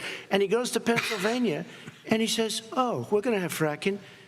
And you never asked that question. And by the way, so far, I respect very much the way you're handling this, I have to say. By the way. But somebody should ask the question. You can ask. He goes for a year. There will be no fracking. We have a number of topics we're going to get to. That's a big question. We're going to get to. It's the same thing with socialized medicine. I have to respond. Vice President, your response, please. My response is people deserve to have affordable health care, period. period, period, period. And the Biden care proposal will, in fact, provide for that affordable health care, lower premiums. What we're going to do is going to cost some money. It's going to cost over $750 billion over 10 years to do it. And they're going to have lower premiums. You can buy into the better plans, the cheaper plans, lower your premiums, deal with unexpected billing, and have your drug prices drop significantly. He keeps talking about it. He hasn't done a thing for anybody on health care. Not a thing. Kristen, when Very he quickly, says, then I want to talk about what's happening on public Capitol option, Hill. he's talking about socialized medicine and when he and health care. When he talks about a public option, he's talking about destroying your Medicare, totally destroyed, and destroying your Social Security. And this whole country will come down. You know, Bernie Sanders tried it in his state. He tried it in his state. His governor was a very liberal governor. They wanted to make it work. Okay, let's let Vice President Biden respond. It doesn't Vice work. President He's Biden, a very your confused response. guy. He thinks he's running against somebody else. He's running against Joe Biden. I beat all those other people because I disagreed with them. Joe Biden he's running against. And the idea that we're in a situation that they're going to destroy Medicare, this is the guy that the actuary at Medicare said, if in fact, at Social Security, if in fact he continues to withhold his plan to withhold the tax on Social Security, Social Security will be bankrupt by 2023. With no way to make up for it. This is the guy who's tried to cut Medicare. So I mean, the idea that Donald Trump is lecturing me on Social Security and Medicare? Come on. He tried to get 10 rid of seconds, He Mr. tried to hurt President, and then I Social have to go to Security another years question. ago. Years ago. Go back and look at the records. He tried to hurt Social Security years ago. All right, let's move on. This I'm is going to the move guy on. that when they announced Mr. President, I have to move last on to the next question. They said or the else stock we're not market going to will have time boom to talk about it. if I'm elected. If he's elected, the stock market will crash. Okay, let's biggest move on to the analysts are next saying that. question. Very quickly. Look, the idea that the stock market is booming is his only measure of what's happening. Where I come from in Scranton and Claymont, the people don't live off of the stock market. Just in the last three years during this crisis, the billionaires in this country made, according to the Wall Street, $700 billion more dollars. $700 billion more dollars, because that's his only measure. What happens to the ordinary people out there? What happens to them? Let's talk about what's happening on Capitol Hill. We're going to move on. 401ks are through the roof. We're going to move on. Stock are through the roof. All right. And he doesn't come from Scranton. That's like he lived there for a short period of time before he even knew it. We're going to move on to and the he next left. question. And the people of Pennsylvania Let me will move show on you to my that. next question, They gentlemen. understand. As of tonight, more than 12 million people are out of work. And as of tonight, 8 million more Americans have fallen into poverty, and more families are going hungry every day. Those hit hardest are women and people of color. They see Washington fighting over a relief bill. Mr. President, why haven't you been able to get them the help they need? 30 seconds here. Because Nancy Pelosi doesn't want to approve it. I do. But you're the president.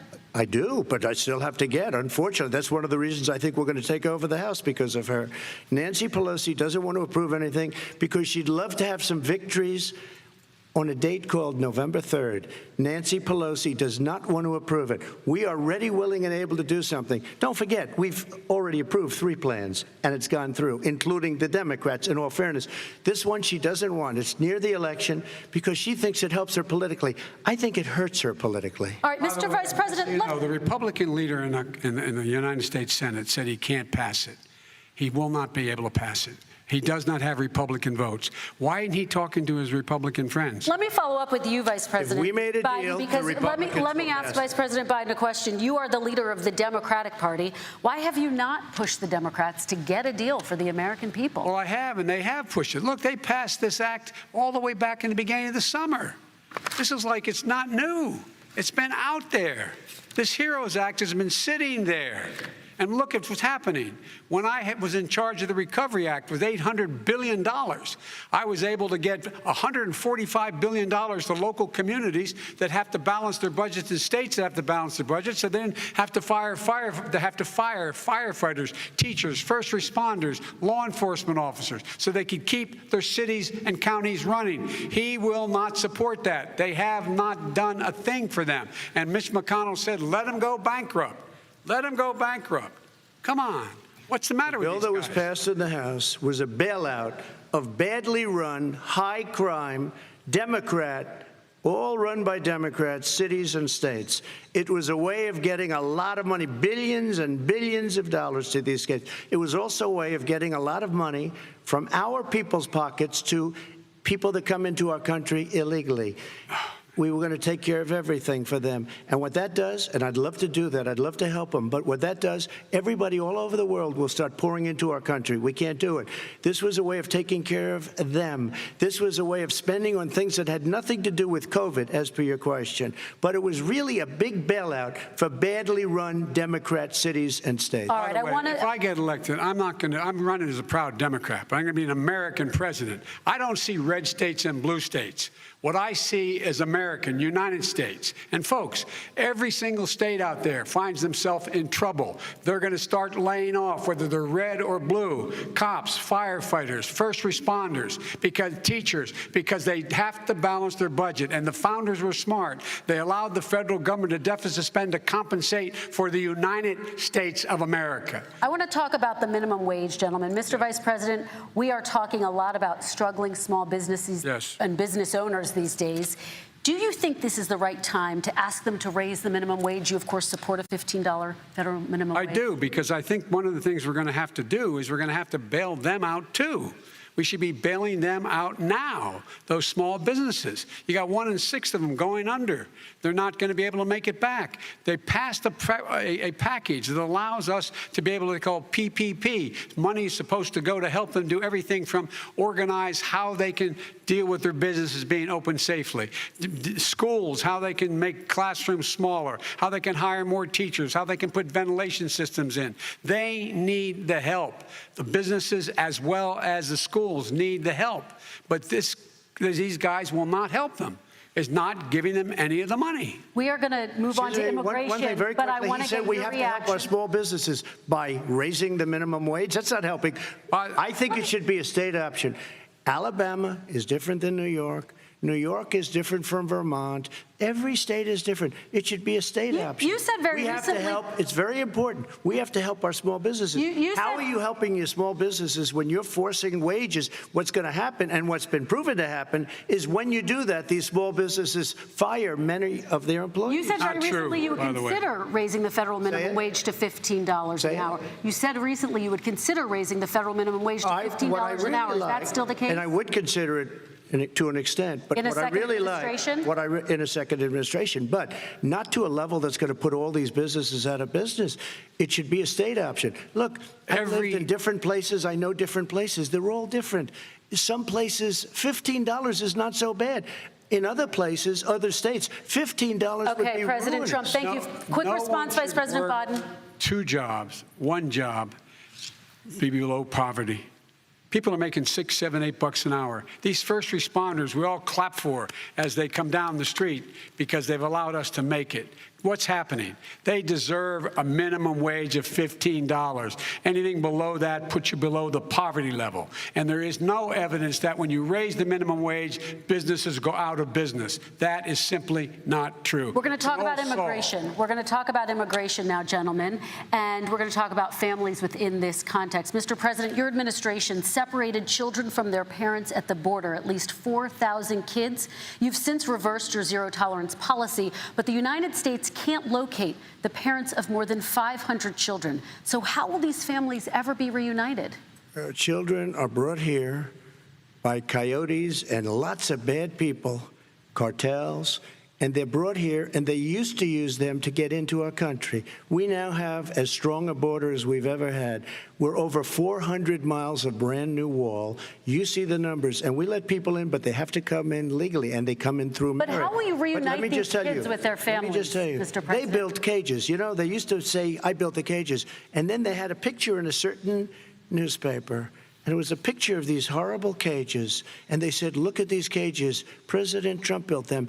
And then it was determined they were built in 2014. That was him. Do you have a plan to reunite the kids? Yes, we're working on it we're trying very hard. But a lot of these kids come out without the parents. They come over through cartels and through coyotes and through gangs. Vice President Biden, let me bring you into this conversation. Quick response and then another question to you. These 500+ kids came with parents. They separated them at the border to make it a disincentive to come to begin with. real tough. We're really strong. And guess what? They cannot, it's not coyotes didn't bring them over. Their parents were with them. They got separated from their parents.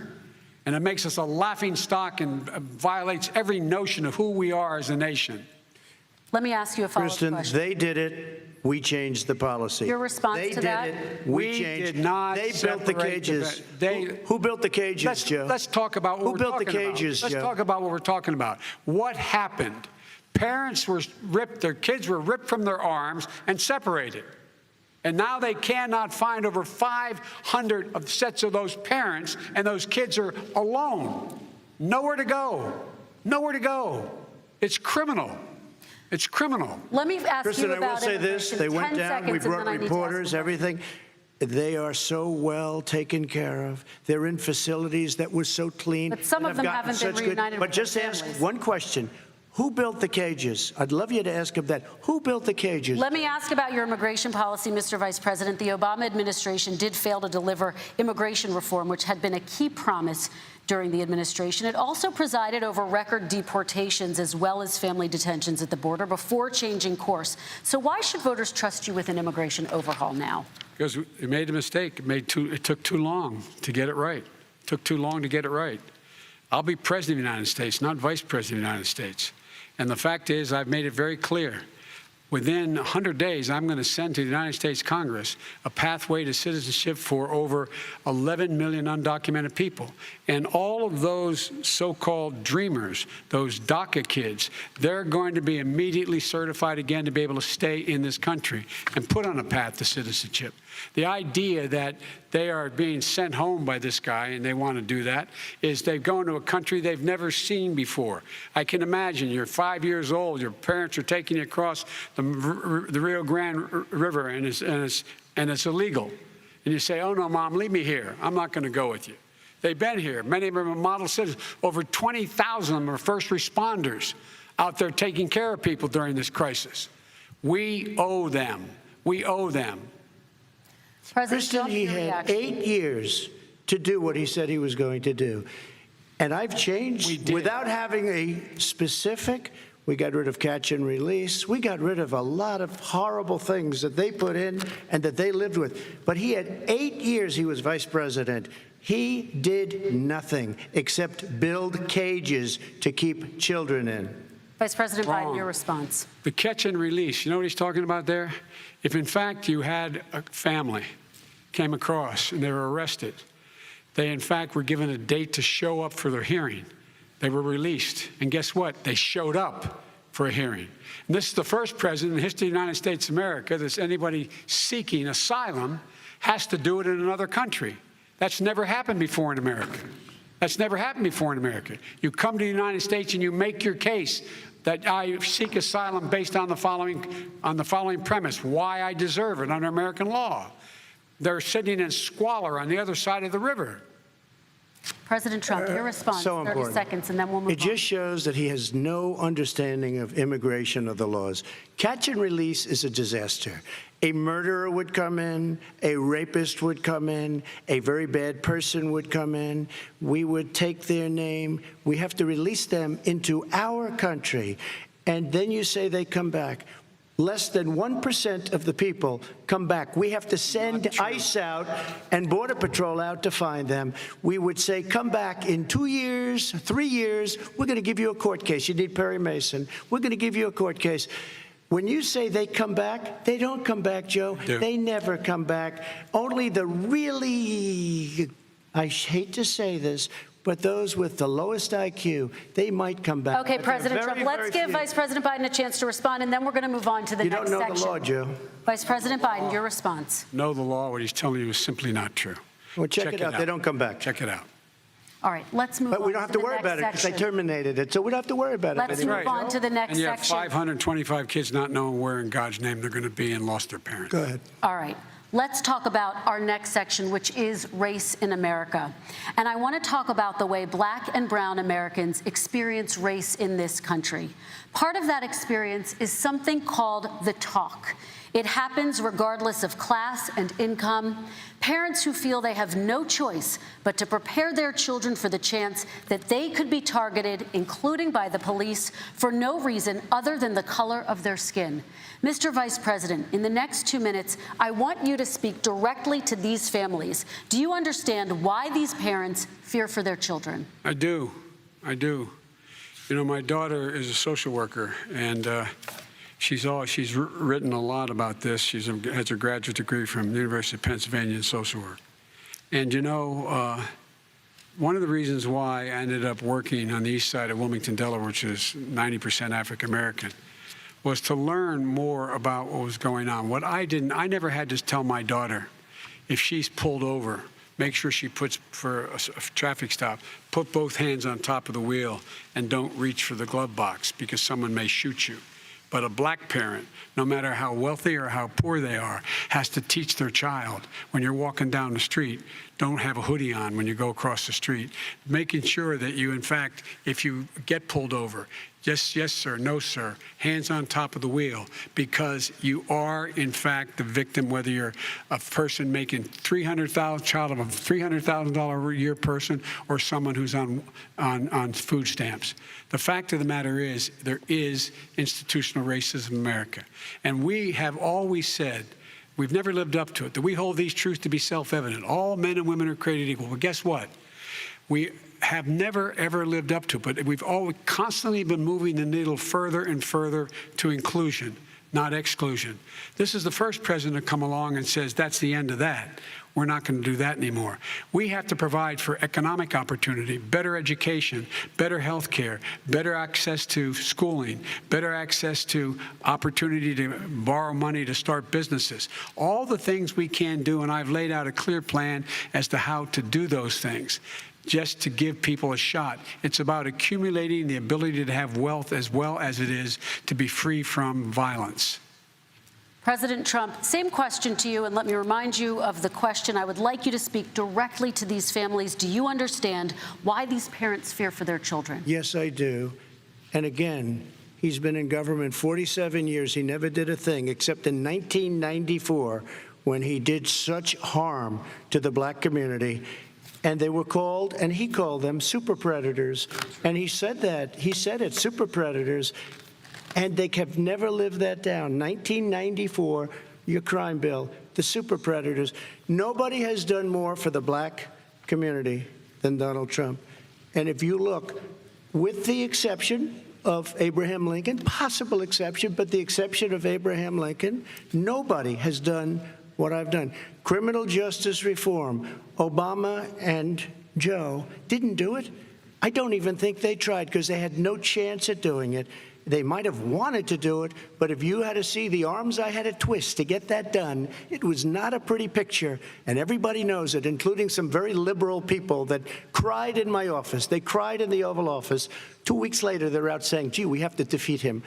Criminal justice reform, prison reform, opportunity zones with Tim Scott, a great senator from South Carolina.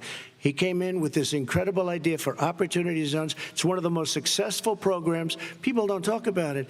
Tremendous investment is being made. Biggest beneficiary, the black and Hispanic communities, and then historically black colleges and universities.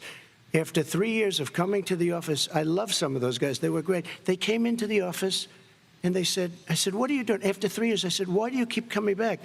Because we have no funding. I said, you don't have to come back every year. We have to come back because President Obama would never give them long-term funding, and I did. 10-year long-term funding, and I gave them more money than they asked for because they said, I think you need more.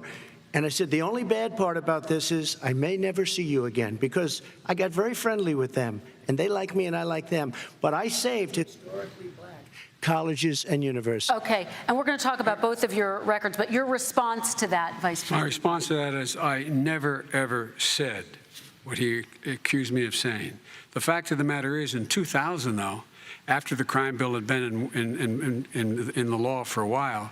This is a guy who said, the problem with the crime bill, there's not enough people in jail. There's not enough people in jail. And go on my website, get the quote, the date when he said it. Not enough people. He talked about marauding gangs, young gangs, and the people who are going to maraud our cities. This is a guy who in the Central Park five innocent black kids, he continued to push for making sure that they got the death penalty. None of them were guilty of the crimes they were suggested. Look, and talk about granted, he did in fact let 20 people, he commuted 20 people's sentences. We commuted over 1,000 people's sentences. Over 1,000. The very law he's talking about is a law that, in fact, initiated by Barack Obama. And secondly, we're in a situation here where the federal prison system was reduced by 38,000 people under our administration. And one of these things we should be doing, there should be no minimum mandatories in the law. That's why I'm offering $20 billion to states to change their state laws to eliminate minimum mandatories and set up drug courts. No one should be going to jail because they have a drug problem. They should be going to rehabilitation, not to jail. We should fundamentally change the system, and that's what I'm going to do. But why didn't he do it 4 years ago? Why didn't you do that 4 years ago, even less than that? Why didn't you? You were vice president. You keep talking about all these things you're going to do, and you're going to do this, but you were there just a short time ago, and you guys did nothing. We did. You know, Joe, I ran because of you. I ran because of Barack Obama, because you did a poor job. If I thought you did a good job, I would have never run. I would have never run. I ran because of you. I'm looking at you now. You're a politician. I ran because of you. All right, Vice President Biden, your response to that, and then I do have some questions for both of you. Well, I tell you what, I hope he does look at me, because what's happening here is, you know who I am. You know who he is. You know his character. You know my character. You know our reputations for honor and telling the truth. I am anxious to have this race. I am anxious to see this take place. The character of the country is on the ballot. Our character is on the ballot. Look at us closely. Let me ask some follow-up. Please respond, and then we're going to have follow-up questions. If this stuff is true about Russia, Ukraine, China, other countries, Iraq, if this is true, then he's a corrupt politician. So don't give me the stuff about how you're this innocent baby. Joe, they're calling you a corrupt politician. Nobody. President Trump, I want to stay on the issue of race. We're talking about the issue. Laptop from hell. President Trump, we're talking about race right now, and I do want to stay on the issue of race. President Trump, I have to respond to that. Please, because look, very quickly. There are 50 former national intelligence folks who said that what he's accusing me of is a Russian plant. They have said that this has all the five former heads of the CIA, both parties, say what he's saying is a bunch of garbage. Nobody believes it except his and his good friend Rudy Giuliani. You mean the laptop is now another Russia hoax? That's exactly what. Is this where you're going? This is where he's going. The laptop is Russia. Gentlemen, I want to stay on the issue of race. You have to be kidding. Here we go again with Russia. We're going to continue on the issue of race. Mr. President, you've described the Black Lives Matter movement as a symbol of hate. You've shared a video of a man chanting white power to millions of your supporters. You've said that black professional athletes exercising their First Amendment rights should be fired. What do you say to Americans who say that kind of language from a president is contributing to a climate of hate and racial strife? Well, you have to understand, the first time I ever heard of Black Lives Matter, they were chanting pigs in a blanket, talking about police. Pigs, talking about our police. Pigs in a blanket, fry them like bacon. I said, that's a horrible thing. And they were marching down the street. And that was my first glimpse of Black Lives Matter. I thought it was a terrible thing. As far as my relationships with all people, I think I have great relationships with all people. I am the least racist person in this room. Well, what do you say to Americans who are concerned by that rhetoric? I don't know. I don't know what to say. I got criminal justice reform done, and prison reform, and opportunity zones. I took care of black colleges and universities. I don't know what to say. They can say anything. I mean, they can say anything. It makes me sad, because I am the least racist person. I can't even see the audience because it's so dark, but I don't care who's in the audience. I'm the least racist person in this room. Okay, Vice President Biden, let me ask you very quickly, and then I have a follow-up question for you. Abraham Lincoln here is one of the most racist presidents we've had in modern history. He pours fuel on every single racist fire. Every single one. Started off his campaign coming down the escalator saying he's going to get rid of those Mexican rapists.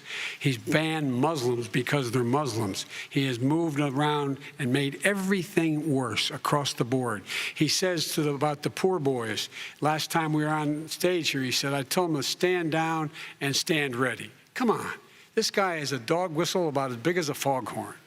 President Trump, I'm going to give you 10 seconds to respond, and then I have a follow-up. He made a reference to Abraham Lincoln. Where did that come in? I mean, you said you're Abraham Lincoln. No, where did that? No. You said, I said not since Abraham Lincoln has anybody done what I've done for the black community. And I'm saying, I didn't say I'm Abraham Lincoln. I said not since Abraham Lincoln has anybody done what I've done for the black community. Now, you have done nothing other than the crime bill, which put tens of thousands of black men, mostly, in jail. All right, let me ask remember Vice President because if you look at what's happening with the voting right now, let me ask they Vice remember President that Biden you treated them very, very badly. Just take a look at what's happening out there. Vice President Biden, let me give you a chance to respond within this context. Crime bills that you supported in the 80s and 90s contributed to the incarceration of tens of thousands of young black men who had small amounts of drugs in their possession. They are sons, they are brothers, they're fathers, they're uncles,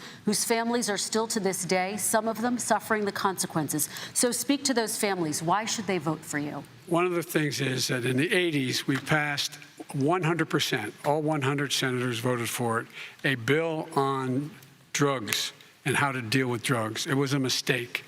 I've been trying to change the sense, and particularly the portion on cocaine. That's why I've been arguing that, in fact, we should not send anyone to jail for a pure drug offense. They should be going into treatment across the board. That's what we should be spending money on. That's why I set up drug courts, which were never funded by our Republican friends. They should not be going to jail for a drug or an alcohol problem. They should be going into treatment. That's what we've been trying to do. That's what I'm going to get done, because I think the American people have now seen that, in fact, it was a mistake to pass those laws relating to the drug. But they were not in the crime bill. But why didn't he get it done? See, it's all talk, no action with these politicians. Why didn't he get it done? That's what I'm going to do when I become president. You were vice president along with Obama as your president, your leader, for 8 years. Why didn't you get it done? You had 8 years to get it done. Now you're saying you're going to get it done because you're all talk and no action, Jim. We got a lot of it done. We released 38,000. We got 38,000 prisoners left from the. You got nothing done. 38,000 prisoners were released from federal prison. There were over 1,000 people who were given clemency. In fact, we're the ones that put in the legislation saying we could look at pattern and practice of police departments and what they were doing, how they were conducting themselves. I could go on, but we began the process. We lost an election. That's why I'm running to win back that election and change his terrible policy. I just asked one question. Why didn't you do it in the 8 years, a short time ago? Why didn't you do it? You just said, I'm going to do that, I'm going to do this. You put tens of thousands of mostly black young men in prison. Now you're saying you're going to undo that. Why didn't you get it done? You had 8 years with Obama. You know why, Joe? Because you're all talk and no action. All right, Vice President Biden, and then we're going to move on to the next section. We had a Republican Congress. That's the answer. Well, you got to talk them into it, Joe. Sometimes you got to talk them into it. We're going to move on to our next section, like I did with criminal justice reform. I had to talk Democrats into it. Gentlemen, we're running out of time, so we got to get on to climate change, please. You both have very different visions on climate change. President Trump, you say that environmental regulations have hurt jobs in the energy sector. Vice President Biden, you have said you see addressing climate change as an opportunity to create new jobs. For each of you, how would you both combat climate change and support job growth at the same time? Starting with you, President Trump, you have 2 minutes uninterrupted. So we have the Trillion Trees program. We have so many different programs. I do love the environment, but what I want is the cleanest, crystal clear water, the cleanest air. We have the best, lowest number in carbon emissions, which is a big standard that I notice Obama goes with all the time. Not Joe. I haven't heard Joe use the term because I'm not sure he knows what it represents or means, but I have heard Obama use it. And we have the best carbon emission numbers that we've had in 35 years under this administration. We are working so well with industry, but here's what we can't do. Look at China, how filthy it is. Look at Russia. Look at India. It's filthy. The air is filthy. The Paris Accord, I took us out because we were going to have to spend trillions of dollars, and we were treated very unfairly. When they put us in there, they did us a great disservice. They were going to take away our businesses. I will not sacrifice tens of millions of jobs, thousands and thousands of companies because of the Paris Accord. It was so unfair. China doesn't kick in until 2030. Russia goes back to a low standard, and we kicked in right away. It would have destroyed our businesses. So, you ready? We have done an incredible job environmentally. We have the cleanest air, the cleanest water, and the best carbon emission standards that we've seen in many, many years. Vice President Biden. And we haven't destroyed our industries. Vice President Biden, 2 minutes to you, uninterrupted. Climate change and climate warming, the global warming, is an existential threat to humanity. We have a moral obligation to deal with it. And we're told by all the leading scientists in the world we don't have much time.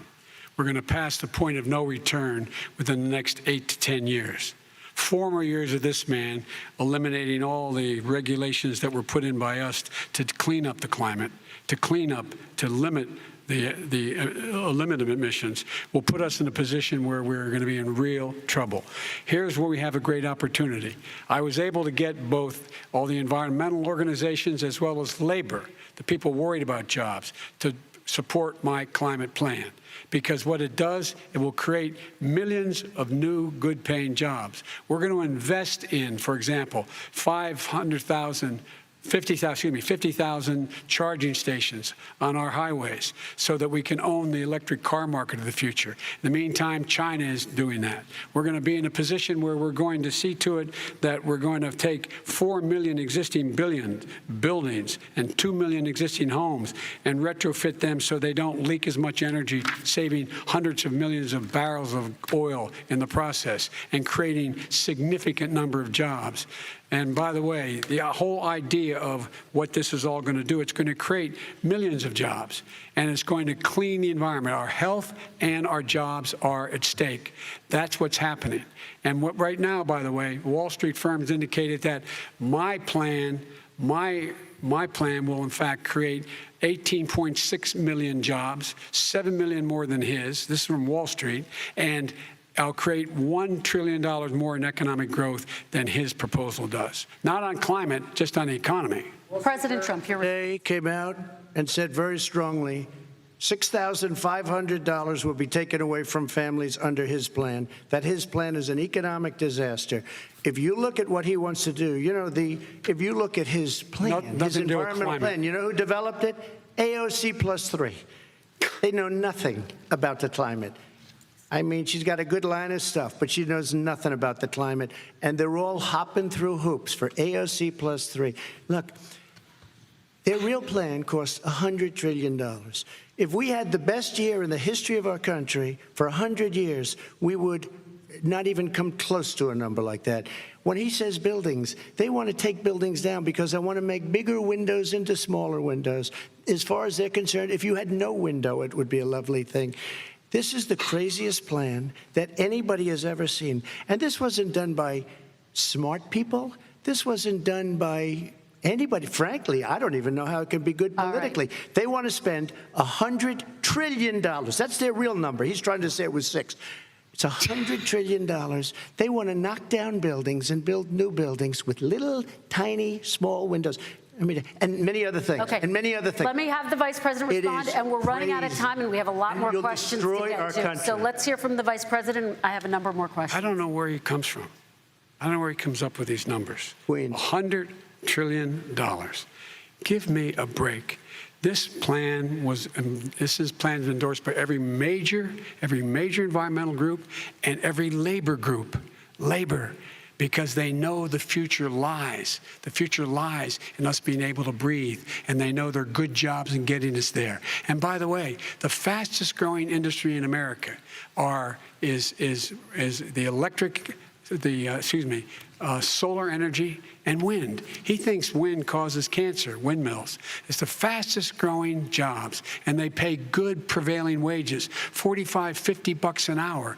We can grow and we can be cleaner if we go the route I'm proposing. President Trump, please respond, and then I have some We are follow-ups. energy independent for the first time.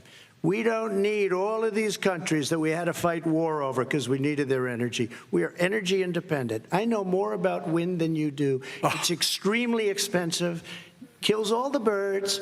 It's very intermittent. It's got a lot of problems, and they happen to make the windmills in both Germany and China. And the fumes coming up, if you're a believer in carbon emission, the fumes coming up to make these massive windmills is more than anything that we're talking about with natural gas, which is very clean. One other thing. Find me a scientist Solar. who said that. I love solar, but solar doesn't quite have it yet. It's not powerful yet to really run our big, beautiful factories that we need to compete with the world. So it's all a pipe dream. But you know what we'll do? We're going to have the greatest economy in the world. But if you want to kill the economy, get rid of your oil industry. And what about fracking? All right, let me allow Vice President Biden to respond. I never said I oppose fracking. You said it on tape. I did. Show the tape. Put it on your website. I'll put it on. Put it on the website. The fact of the matter is he's flat lying. Would you rule out banning fracking? I do rule out banning fracking because the answer, we need other industries to transition to get to ultimately a complete zero emissions by 2025. What I will do with fracking over time is make sure that we can capture the emissions from the fracking, capture the emissions from gas. We can do that, and we can do that by investing money in doing it. But it's a transition to that. I have one more question in this pod, and then we have. He was against fracking. He said it. I will show that to you tomorrow. I am against fracking. Until he got the nomination, went to Pennsylvania, then he said, but you know what, Pennsylvania? He'll be against it very soon because his party is totally against it. Fracking on federal land, I said. No fracking or oil on federal land. Let me ask this final question in this section, and then I want to move on to our final section. President Trump, people of color are much more likely to live near oil refineries and chemical plants. In Texas, there are families who worry the plants near them are making them sick. Your administration has rolled back regulations on these kinds of facilities. Why should these families give you another 4 years in office? The families that we're talking about are employed heavily, and they're making a lot of money, more money than they've ever made. If you look at the kind of numbers that we produce for Hispanic, for Black, for Asian, it's 9 times greater, the percentage gain, than it was in 3 years, than it was under 8 years of the 2 of them, to put it nicely. 9 times more. Now, somebody lives, I have not heard the numbers or the statistics that you're saying, but they're making a tremendous amount of money economically. We saved it, and I saved it again a number of months ago when oil was crashing because of the pandemic. We saved it. We got, say what you want about relationship, we got Saudi Arabia, Mexico, and Russia to cut back, way back. We saved our oil industry, and now it's very vibrant again. And everybody has very inexpensive gasoline. Remember Vice President Biden, your response, and then we're going to have a final question for both of you. My response is that those people live on what they call fence lines. He doesn't understand this.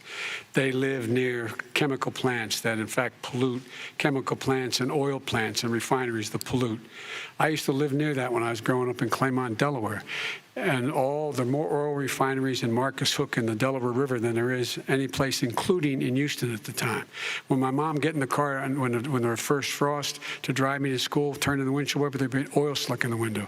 That's why so many people in my state were dying and getting cancer. The fact is, those frontline communities, it doesn't matter what you're paying them. It matters how you keep them safe. What do? And you impose restrictions on the pollutions the pollutants coming out of those fence line communities.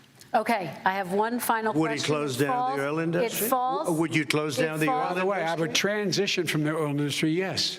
Oh, I will that's transition. a big statement. It is a big statement. That's a because big statement. I would stop. Why would you do that? Because the oil industry pollutes significantly. I see. And here's the deal. But That's you a can't big do statement. that. Well, if you let me finish the statement, because it has to be replaced by renewable energy over time.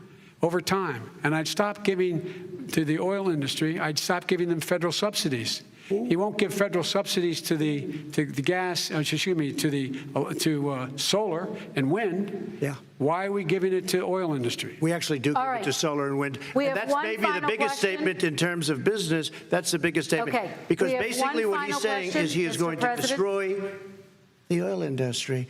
Will you remember that, Texas? Will you remember that, Pennsylvania, Oklahoma? Vice President Biden, let me give you 10 seconds to respond, and then Ohio. I have to get to the final question. Vice President Biden. He takes everything out of context. But the point is, look, we have to move toward a net zero emissions. The first place to do that by the year 2035 is in energy production.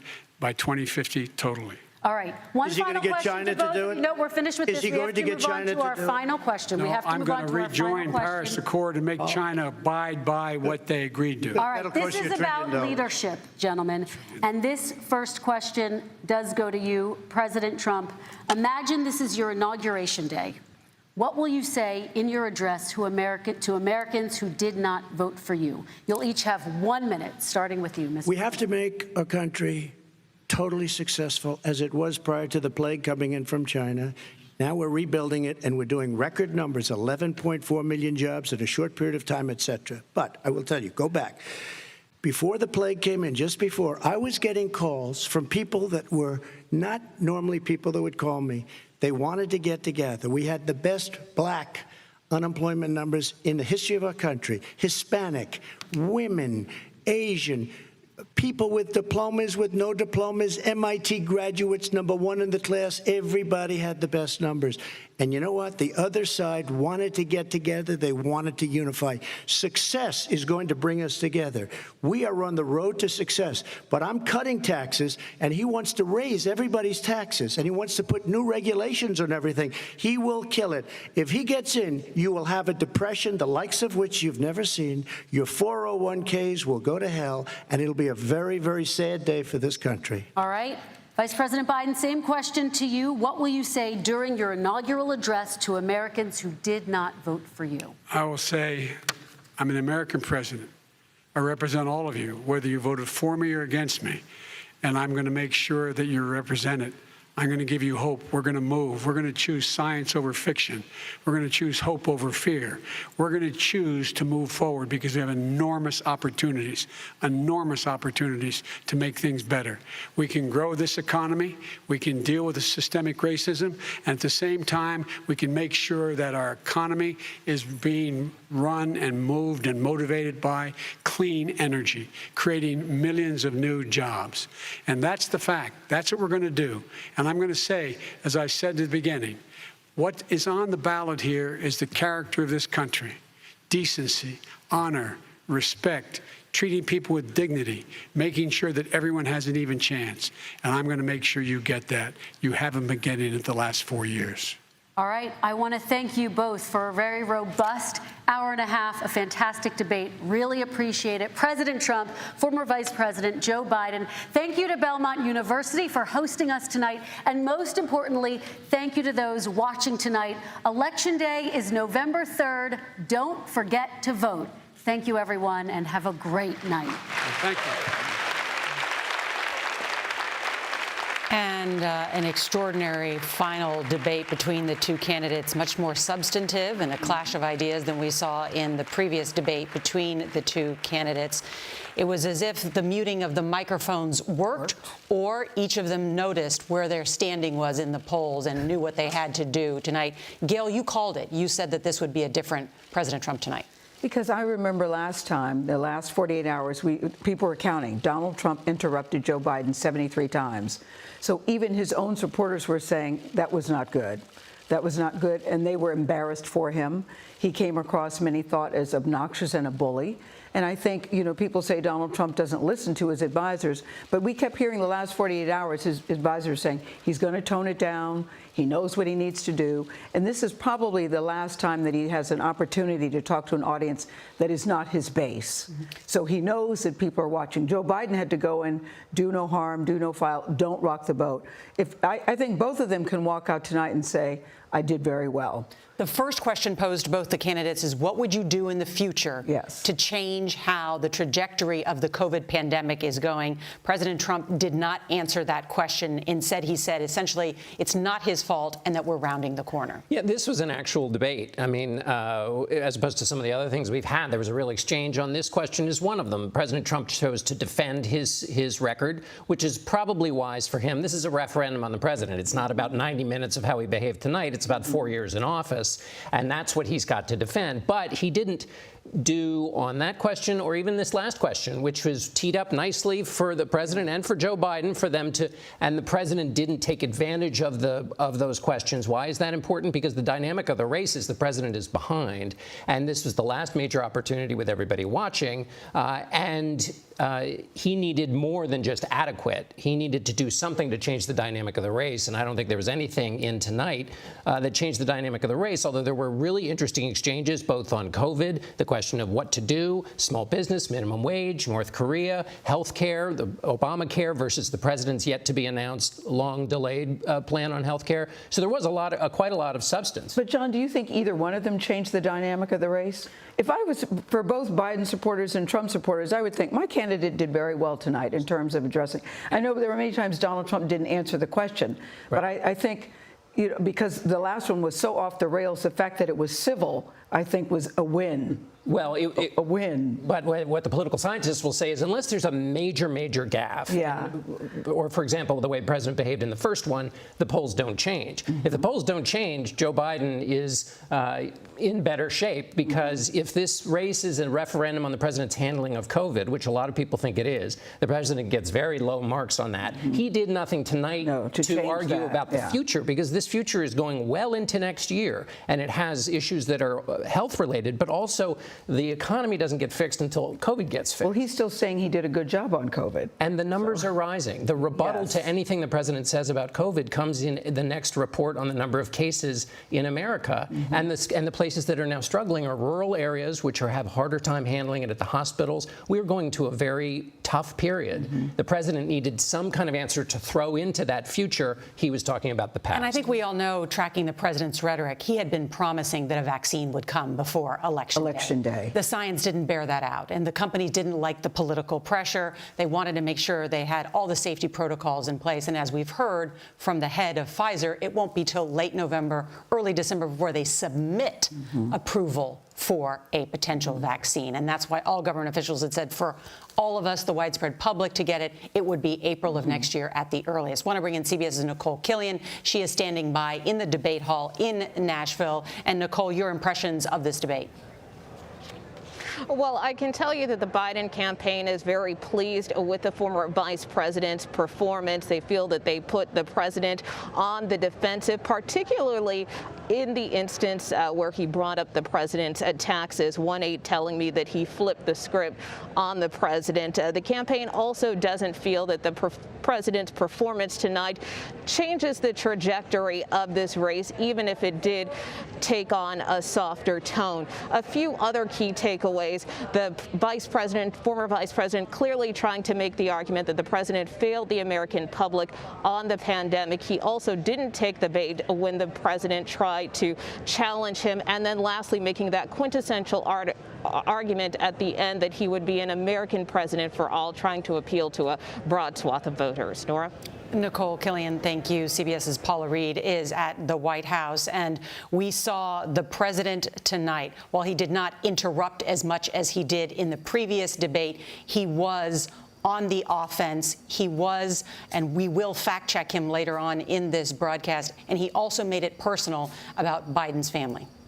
He did, and that was part of the strategy tonight. I've been texting with some of the president's advisors, and one just texted me back saying the man stuck to the plan. And part of that plan was not to interrupt, to allow his opponent to speak, potentially make a mistake, The other part of the strategy was to bring up Biden's son, Hunter, put those accusations into the mainstream, get them in front of tens of millions of voters. It appears on those 2 points, he succeeded.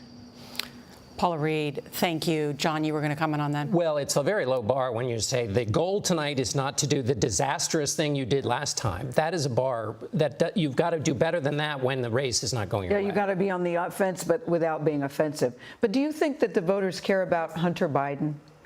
No, but this is Joe Biden didn't take the bait on that at all. We have actually Reince Priebus, the former head of the Republican National Committee, and Trump's first chief of staff is with us. Valerie Jarrett, former senior advisor to President Barack Obama. I want to get them to weigh in. And Valerie, let me start with you. We knew that those attacks on Biden's family were coming. You saw Biden respond by saying, "I've released all 22 years of my tax returns. Where are your tax returns?" It's all out there.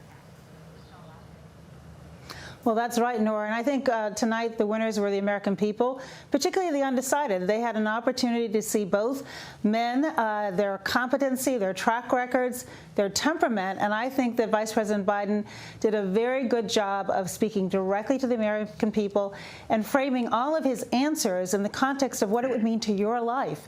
And I don't think that the American people are interested in his son or any of those ancillary issues. They're interested in what's happening around their kitchen table, and that's where Joe Biden, I think, is at his strongest, from health care to the COVID-19 to race relations in our country to our stats here around the world. Reince Priebus, you follow the polls, the state of the race so closely. Trump won the senior vote in 2016. He's now trailing Biden, according to the Wall Street Journal, with seniors by 27 points. What's happened in the state of this race? Well, I don't know if that's true, Nora. I mean, that's certainly what the poll says, but I don't think that's the case. If that were the case, we'd be losing Florida by double digits right now, and that's just not true. I think President Trump probably wins Florida.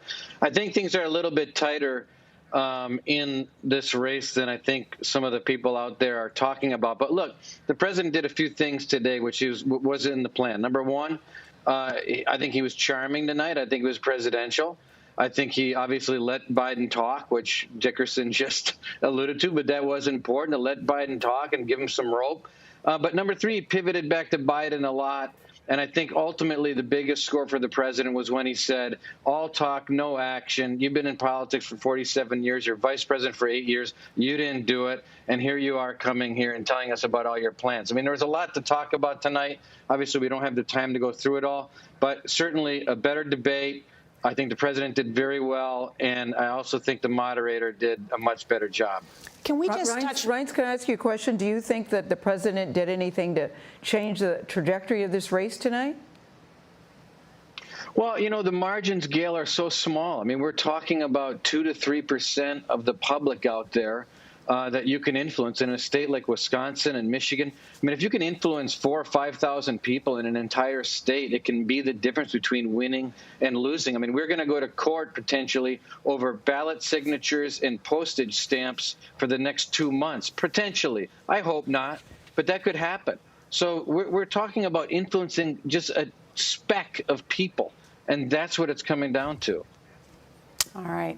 Reince Priebus and Valerie Jarrett, thank you both. And we're going to take a short break. When we come back, we're going to fact check the candidates when CBS News coverage of the presidential debate continues.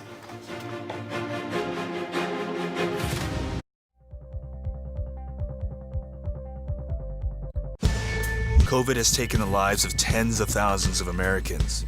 Rural areas like this here on Navajo Nation are especially hit hard. 15 to 30% of our Navajo citizens don't have running water. In any indigenous reservation, there is a shortage of physicians. Native Americans are amongst the most vulnerable and hardest hit by COVID. Yeah, the more we lose our elders to COVID-19, the more we lose our language and our way of life. We need to bring awareness to the attention of Washington, D.C. and United States citizens that there is a need to focus on the first citizens of this country.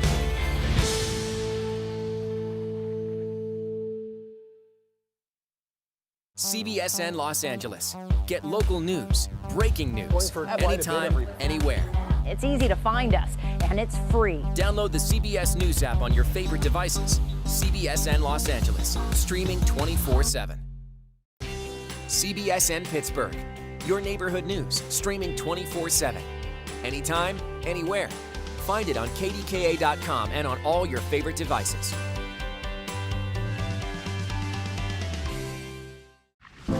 In 60 years, we went from about 100,000 factory workers to probably about 7,000. Off in the distance, you can see some factories that are still humming, but most of them are just kind of abandoned. The restaurant industry right now is one of the largest and fastest growing industries in America. And yet it continues to be the absolute lowest paying employer in the United States. Barely anybody's making enough to live. You were donating plasma to get by. It's literally a slave wage. I don't remember growing up like this. My mom didn't have to go to food banks. It's pretty sad.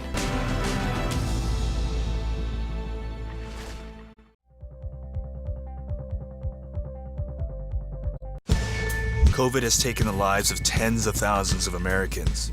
Rural areas like this here on Navajo Nation are especially hit hard. 15 to 30% of our Navajo citizens don't have running water. In any indigenous reservation, there is a shortage of physicians. Native Americans are amongst the most vulnerable and hardest hit by COVID. Yeah, the more we lose our elders to COVID-19, the more we lose our language and our way of life.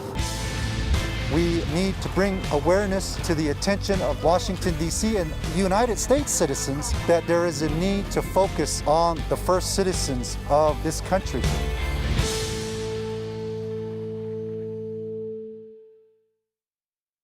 CBSN Los Angeles. Get local news, breaking news, anytime, anywhere.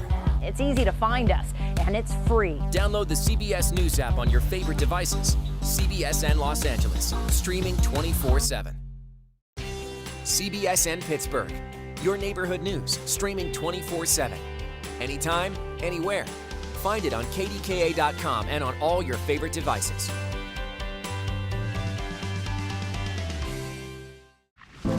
In 60 years, we went from about 100,000 factory workers to probably about 7,000. Off in the distance, you can see some factories that are still humming, but most of them are just kind of abandoned. The restaurant industry right now is one of the largest and fastest growing industries in America. And yet it continues to be the absolute lowest paying employer in the United States. Barely anybody's making enough to live. You were donating plasma to get by. It's literally a slave wage. I don't remember growing up like this. My mom didn't have to go to food banks. It's pretty sad.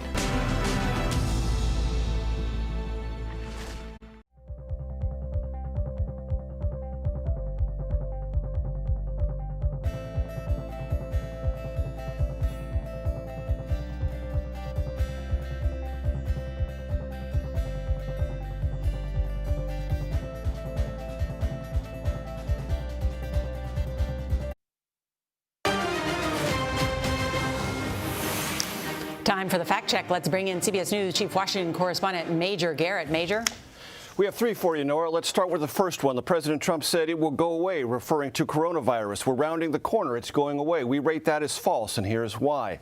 Coronavirus cases are currently increasing in at least 34 states, hospitalizations rising in 37 states, and here's a key statistic that backs us up on that false assertion. The U.S. is averaging 59,000 new cases per day, according to the New York Times database. That is the most on a daily average since August. The next one, President Trump said they spied on my campaign, the implication being President Obama, Vice President Biden, those in the Obama-Biden White House. Both the Senate Committee on Intelligence and the Department of Justice Inspector General report said that's not true. That's why we rate this as false. There are a lot of chapters and verses to this, and people will say, what about Carter Page? Yes, there was surveillance of Carter Page that has been roundly criticized, even by the Inspector General, but he was not a significant player at any time in the Trump campaign. The third one deals with former Vice President Biden's assertion that the Obama-Biden administration did not have a policy of separating families. We rate that as true. They were separated in rare instances to protect children or if those that their parents were identified to be criminals or threats to the children, but it was not a systemic policy as it was with the Trump administration, an outgrowth of their zero-tolerance policy on the border. Nora, you saw some of those facilities the Trump administration contracted with. That's why we rate the assertion by former Vice President Biden that there was no policy to separate families as true. Very helpful. All right, we're going to be back with some final thoughts, including Trump's statement, "I'm the least racist person in this room." We'll be right back.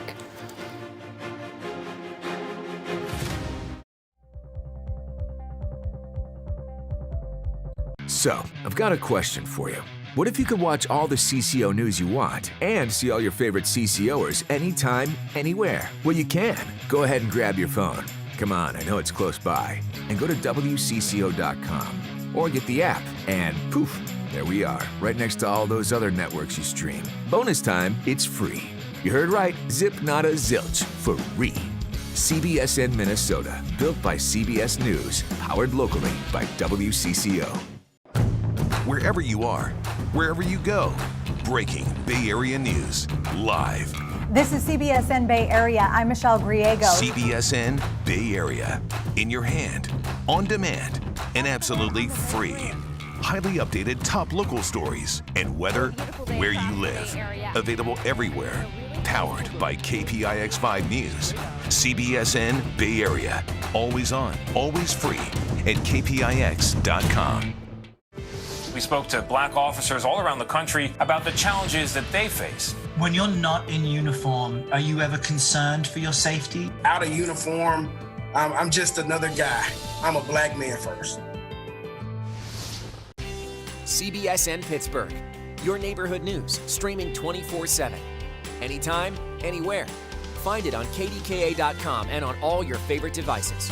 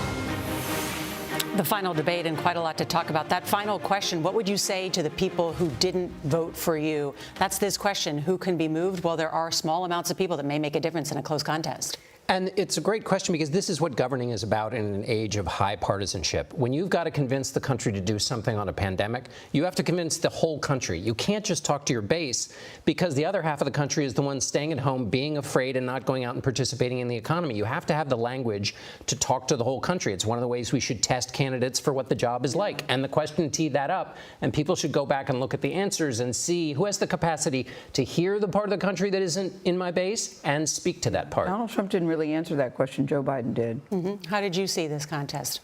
Well, I was still struck by the question, the statement, "I'm the least racist person in the room." Well, you know, first I lost my hearing, and then I wondered who else was in the room. You know, when you're a little kid, your mom always tells you actions speak louder than words, and when you look at the president's actions, you know, the last debate, it was a clear dog whistle, many people believe, to the Proud Boys to stand back and stand by. He keeps saying that I denounce these white supremacist groups. But to denounce them, it says, I do not want your support.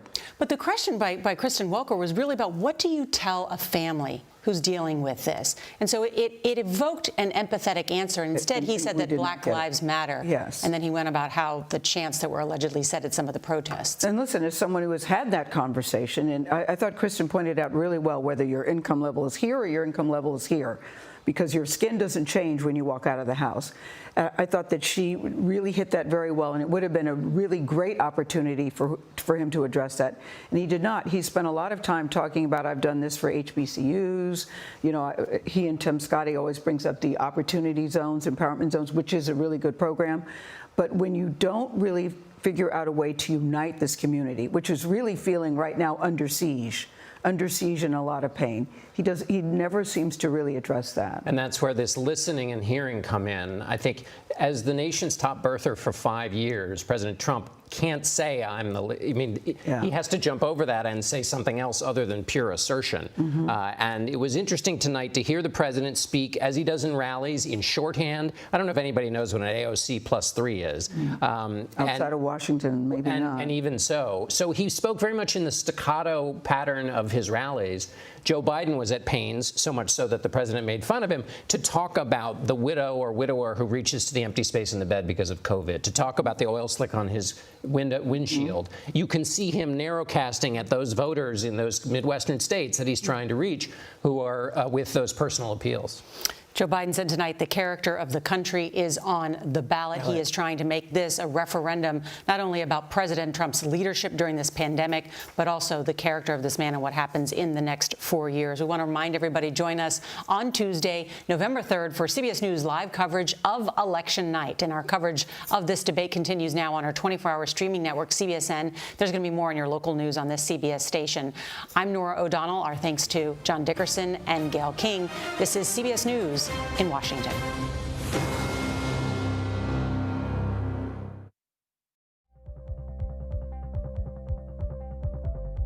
Go to the ends of the earth. Right now. We got something crazy.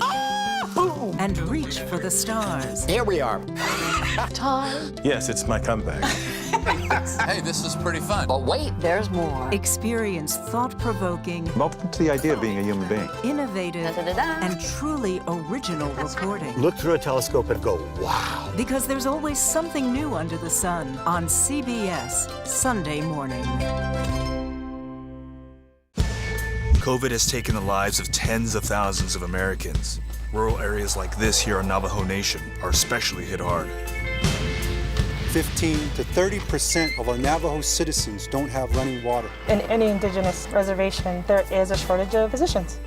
Native Americans are amongst the most vulnerable and hardest hit by COVID. Yeah, the more we lose our elders to COVID-19, the more we lose our language and our way of life. We need to bring awareness to the attention of Washington, D.C. and United States citizens that there is a need to focus on the first citizens of this country.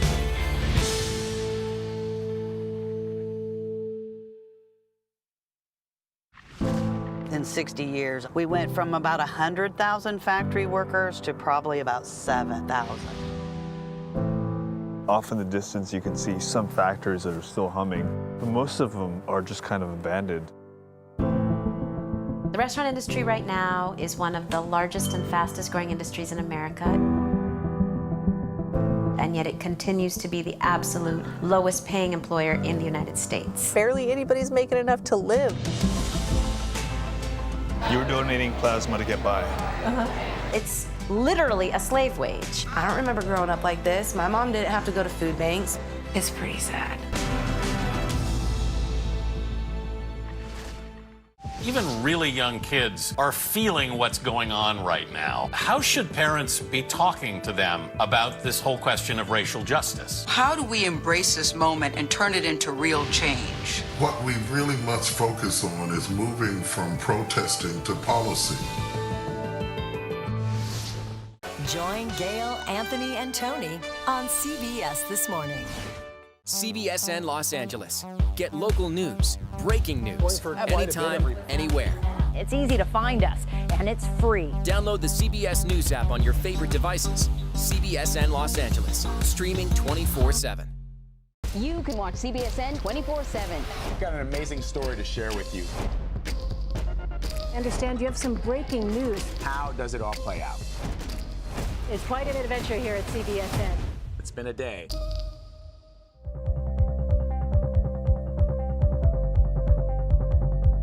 You can watch CBSN 24/7. We've got an amazing story to share with you.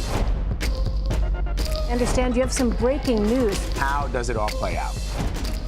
It's quite an adventure here at CBSN. It's been a day.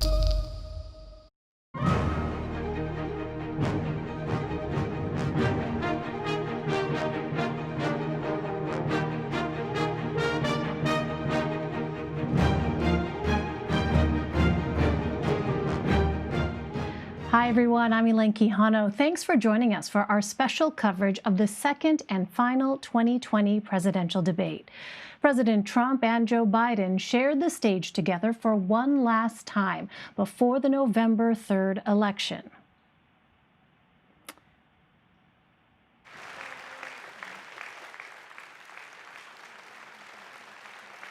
Thursday night's debate featured a number of substantive exchanges on a range of critical issues, including the coronavirus, healthcare, and race in America.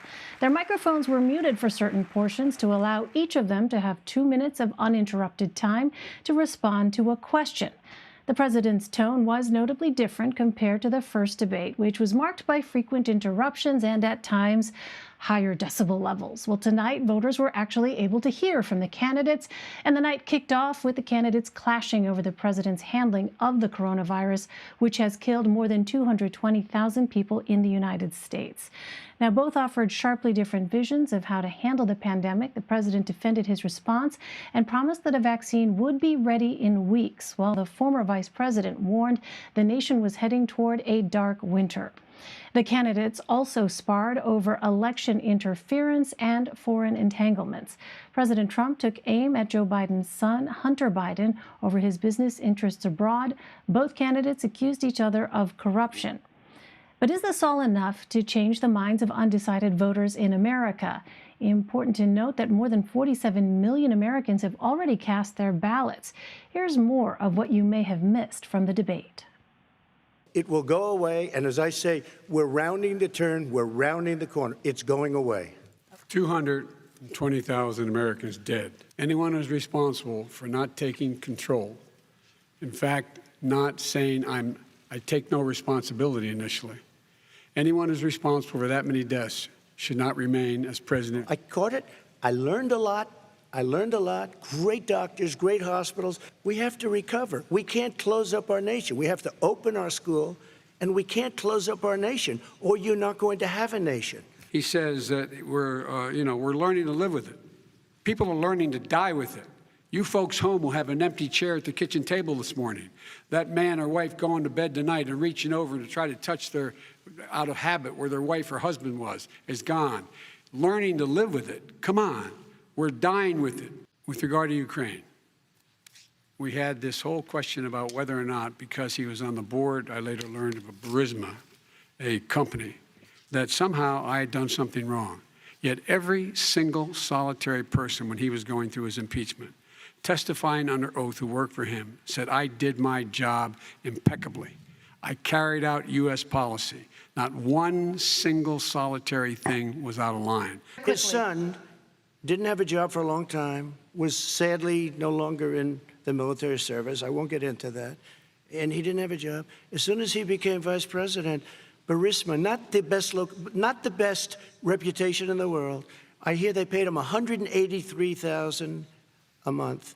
Pre-existing conditions will always stay. What I would like to do is a much better health care, much better, will always protect people with pre-existing. So I'd like to terminate Obamacare. He's already cost the American people, because of his terrible handling of the COVID virus and the economic spillover, 10 million people have lost their private insurance. And he wants to take away 22 million more people who have it under Obamacare, and over 110 million people with pre-existing conditions. And all the people from COVID are going to have pre-existing conditions. What are they going to do? The fact of the matter is, there is institutional racism in America. Nobody has done more for the black community than Donald Trump.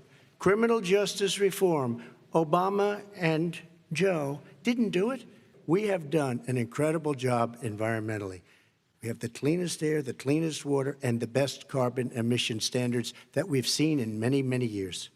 Climate change and climate warming, the global warming, is an existential threat to humanity. We have a moral obligation to deal with it. If he gets in, you will have a depression, the likes of which you've never seen. It'll be a very, very sad day for this country. I'm going to make sure that you're represented. I'm going to give you hope. We're going to move. We're going to choose science over fiction. We're going to choose hope over fear. We're going to choose to move forward, because we have enormous opportunities to make things better. Joining me now to break down the debate is Caitlin Huey-Burns, Nicole Killian, and Major Garrett. Caitlin is CBSN's political reporter. Nicole is a CBS News correspondent. They both join us from Nashville, and Major is our CBS News chief Washington correspondent joining us from Washington. Welcome. It's great to have you all. Nicole, you are there in the debate hall. I want to get your take on the president's strategy for this particular debate. It seemed to be noticeably different than the approach he took at the first debate. Well, it was different, but in some ways it was the same. And look, ahead of the debate, Trump campaign official told me that certainly while the president was going to try to abide by the rules of this debate, if he felt the need to interject, he would. So I think you saw that tonight. He did show more restraint, but he also jumped in where he felt he wanted to challenge the former vice president. And so, certainly while we saw a softer tone from both of the candidates, it did end up being more substantive for the viewers. Certainly, the Trump campaign is feeling pretty good about their candidate's performance, as is the Biden campaign, which tells me they feel that they put the president on the defensive tonight, that they feel that even though there was this softer tone, it may not have necessarily changed the trajectory of the race as far as the president's concerned. Yeah, Caitlin, let me ask you, going into the night, what were officials at the Biden campaign saying about the mission for the former vice president tonight? Well, the mission for Biden was the opposite of President Trump, which was to keep this race the way it is, keep it at status quo, not to do anything to disrupt the state of this race right now. And that's because Biden is leading in key battleground states, and he's leading on the issue of handling coronavirus. We've seen that in our polling in key states, that voters are disapproving of the president's handling of the pandemic, and that is contributing to Biden's lead in a few key states. So that's why you saw the Biden campaign try to not rock the boat and try to keep the pandemic front and center. This comes, of course, as the president seems to have been listening to advisors who, after the last debate, said that they wanted him to interrupt less and allow Biden more time to stumble. We didn't see huge stumbles from Biden tonight. The question, of course, is with 12 days left and 47 million people having already cast their ballots, does this do much to change the trajectory of the race? Republicans might look at tonight and think maybe it helped, and maybe it helped some down ballot Republicans in key Senate races that are going to be really big contests. The Biden team, however, believes that even if the president displayed a different kind of behavior than he did at the first debate, that the president is still who he is. And you heard that from Biden tonight, saying, you know who I am, you know who he is, the character is on the ballot. Well, the debate started with President Trump being asked about a surging number of coronavirus cases. He talked about his own illness and had this to say about a potential vaccine. Let's listen. We have a vaccine that's coming. It's ready. It's going to be announced within weeks. President Trump, I'd like to follow up with you in your comments. You talked about taking a therapeutic. I assume you're referencing Regeneron. You also said a vaccine will be coming within weeks. Yes. Is that a guarantee? No, it's not a guarantee, but it will be by the end of the year. But I think it has a good chance. There are two companies, I think, within a matter of weeks, and it will be distributed very quickly. So, Major, what is the reality when it comes to a vaccine?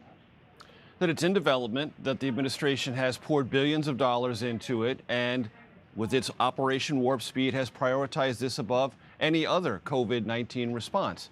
And there are plenty of people in the academic and research world who say all the steps or many of the steps the administration has taken have moved this at an incredibly rapid pace. And if a vaccine that is accepted and responsive, meaning effective, can be developed by the end of this calendar year, that would be approximately warp speed. That's not before the election. That was a persistent promise of this president. It's not going to happen. And the very rhetoric that he used, almost trying to guarantee that, politicized the vaccine itself, dampening public willingness to accept a Trump-manufactured, if you will, in a political context, vaccine. and the president's had to back off all of that. But that doesn't mean that if a vaccine is available and in tens of millions of doses by the end of this year, and given to the most vulnerable populations and for frontline workers, that's not a net positive for this country. It most certainly will be. And the administration can at least point to some element of credit for that. The other problem, though, is cases keep increasing, hospitalizations keep increasing, and the president just seems stubbornly indifferent to that set of data. And that indifference wraps him ever tightly around his overall response and overall approach to this underlying pandemic, which is to say it's always going to be better, even when the data don't back that up. And Nicole, I want to turn to you next. I know you have to get going in a few minutes, but there was a moment, and I'm going to call for this SOT number 10 control room coming up here, just so our viewers can understand the context of this response. The moderator, Kristen Welker, asked the candidates at one point about the issue of Black and brown Americans. She said, I want to talk about the way Black and brown Americans experience race in this country. She mentioned part of the experience being something called the talk, where you have people, regardless of class and income, people of color who are parents feeling as though they have no choice but to prepare their children for the chance that perhaps they could be targeted, including by the police, she said, for no reason other than the color of their skin. She very directly said, Mr. Vice President, in the next 2 minutes, I want you to speak directly to these families. Do you understand why these parents fear for their children? Now let's go ahead and listen to the answers. I do. You know, my daughter is a social worker. I never had to tell my daughter, if she's pulled over, make sure she puts, for a traffic stop, put both hands on top of the wheel and don't reach for the glove box because someone may shoot you. But a Black parent, no matter how wealthy or how poor they are, has to teach their child, when you're walking down the street, don't have a hoodie on when you go across the street. President Trump, same question to you, and let me remind you of the question. I would like you to speak directly to these families. Do you understand why these parents fear for their children? Yes, I do. And again, he's been in government 47 years. He never did a thing except in 1994 when he did such harm to the Black community. And they were called, and he called them super predators. And he said that. He said it, super predators. And they have never lived that down. 1994, your crime bill, the super predators. Nobody has done more for the Black community than Donald Trump. And if you look, with the exception of Abraham Lincoln, possible exception, but the exception of Abraham Lincoln, nobody has done what I've done. Nicole, how did that answer, in particular from President Trump, comport with what we've heard from the president on this issue of race in America in earlier kind of commentary and other scenarios where he's been asked about this? Well, look, I mean, I think this is an argument that you've heard the president make many times before when the issue of race comes up, specifically as it relates to African Americans. He tries to make the case that he has done a lot for African Americans, but certainly many would challenge that based on some of his rhetoric. You also heard Kristen Welker ask him about that, you know, even with the first debate where he, you know, made that reference to the Proud Boys of, you know, stand back, stand down. So from that standpoint, you know, sometimes I think it's hard for some in the African American community to know really where this president comes down when you want to say you're doing a lot for them, but then you're also kind of making comments to the contrary. But look, you know, former Vice President Joe Biden had some explaining to do too. He has taken a lot of flack, particularly among African American males for that 1994 crime bill. You know, you heard him talk about, you know, it being a mistake as far as some of these harsher rules that have been on the books that led to the mass incarceration of African American men. You know, and we even talked to some Black male voters here in Nashville before the debate, and you know, one of them telling me they didn't feel that either candidate has really done enough and really have plans that fully address, you know, the African American community, not knowing that it's not a monolith, but certainly they felt that both campaigns kind of had a little bit more that they needed to do on this issue. So I think you heard both of the candidates try to make that appeal as best they can, even though they can't necessarily be in the shoes of a black or brown person. You know, this did give them the opportunity to at least try to show that they understand some of the systemic racism that we have seen in this country, you know, for hundreds of years. All right, Nicole Killian for us. Nicole, I know you have to get going. Thank you so much for staying up late with us. We really appreciate it. Let's continue our conversation. And Caitlin, I want to turn back to the issue of the coronavirus because, not surprisingly, Joe Biden did go after President Trump very forcefully on his response to the coronavirus. Let's go ahead and listen to some of that. He says that we're learning to live with it. People are learning to die with it. You folks home will have an empty chair at the kitchen table this morning. That man or wife going to bed tonight and reaching over to try to touch their, out of habit, where their wife or husband was, is gone. Learning to live with it. Come on. We're dying with it. So we heard Joe Biden, Caitlin, attacking the president's response. Did the former vice president give Americans a sense of what his own response to the pandemic would be if elected? I think that line, learning to live with it versus learning to die with it, is something that you're going to hear the Biden campaign repeat over and over in the coming days, wanting to put a referendum on the president's handling of the pandemic. There have been questions about what would have been different under a Biden administration. He tried to make the argument that containing the virus would be also a way to contain the residual effects of it. That was also a line of questioning tonight. Is the response and the residual effects worse than the pandemic itself? The president on the debate stage and throughout this campaign has argued for opening things back up again, trying to put the virus behind him, even though cases are spiking, particularly in the Midwest. The Biden team has tried to say that in order to prevent some of these big effects, especially on the economy, containing the virus earlier on and acknowledging it would have been the way to go. That's a question that voters are going to have to answer when they ultimately cast their ballots, or something that would be on the minds as they cast their ballots. What's really interesting to me, having been on the ground in several key battleground states over the past couple of weeks, is that the virus, the pandemic is either everything or it's not. For Biden supporters, they often tell us that the pandemic is front and center. It's something that has altered the course of their lives. They've either known people that have died or suffered from the virus, or it's just uprooted their daily lives, not being able to send their kids to school or see their parents.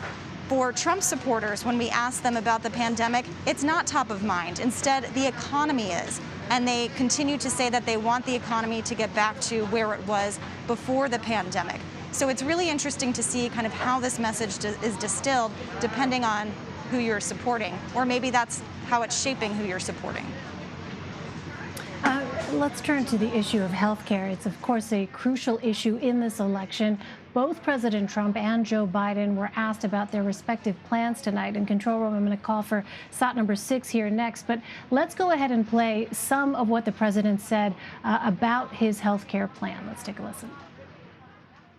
Here's the problem. No matter how well you run it, it's no good. What we'd like to do is terminate it. We have the individual mandate done. I don't know that it's going to work. If we don't win, we will have to run it, and we'll have Obamacare, but it'll be better run. But it no longer is Obamacare, because without the individual mandate, it's much different. Pre-existing conditions will always stay. What I would like to do is a much better health care, much better, will always protect people with pre-existing. So I'd like to terminate Obamacare, come up with a brand new, beautiful health care.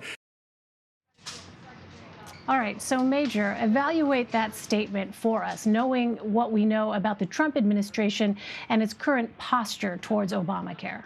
I'm sure it's true the president would like to come up with a beautiful health care plan. I'm sure that's true. He would like to. He never has. That's just a fact. He tried to argue that with Leslie Stahl in the 60 Minutes interview, a lot of us will see on Sunday, but there is no plan.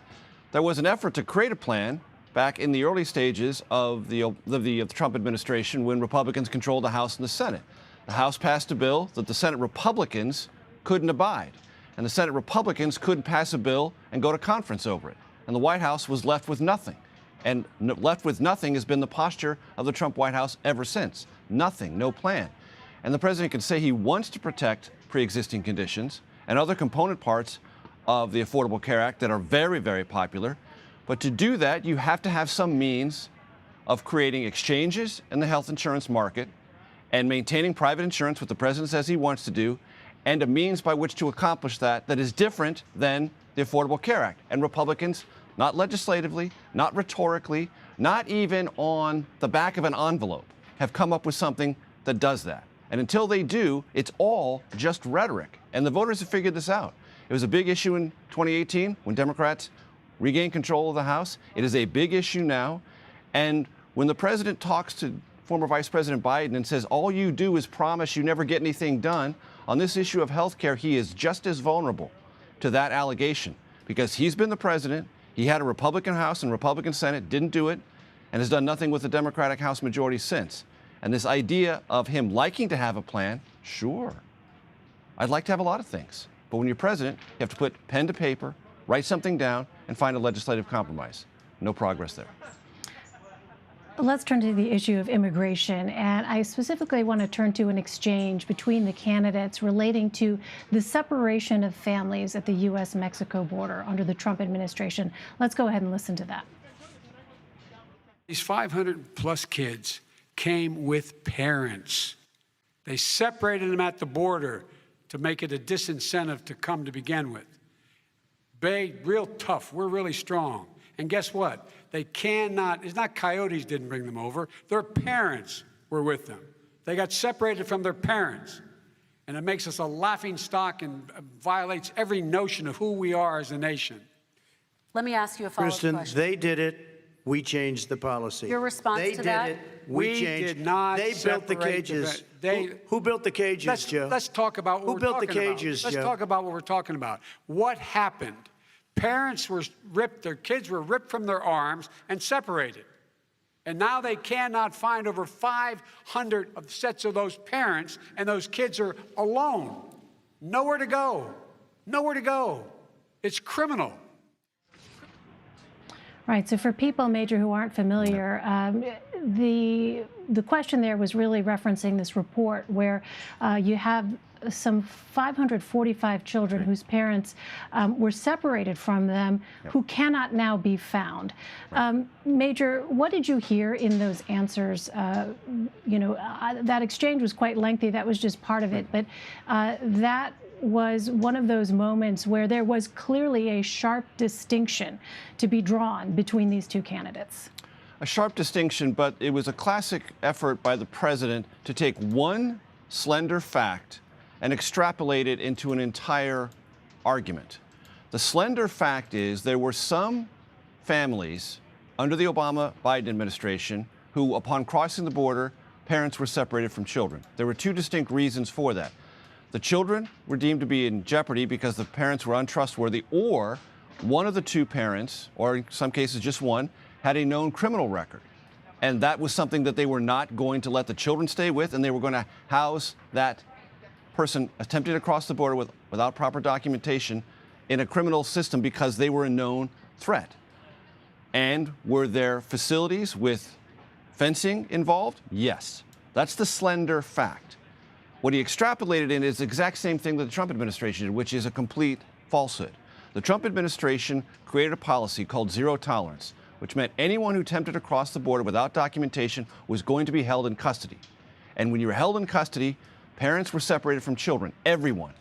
And there were large facilities, and the federal government contracted with lots of different corporations to build them in Florida and in Texas. This became a large example and a visible one of this administration, the Trump administration's zero tolerance policy for attempting to cross the border without proper documentation.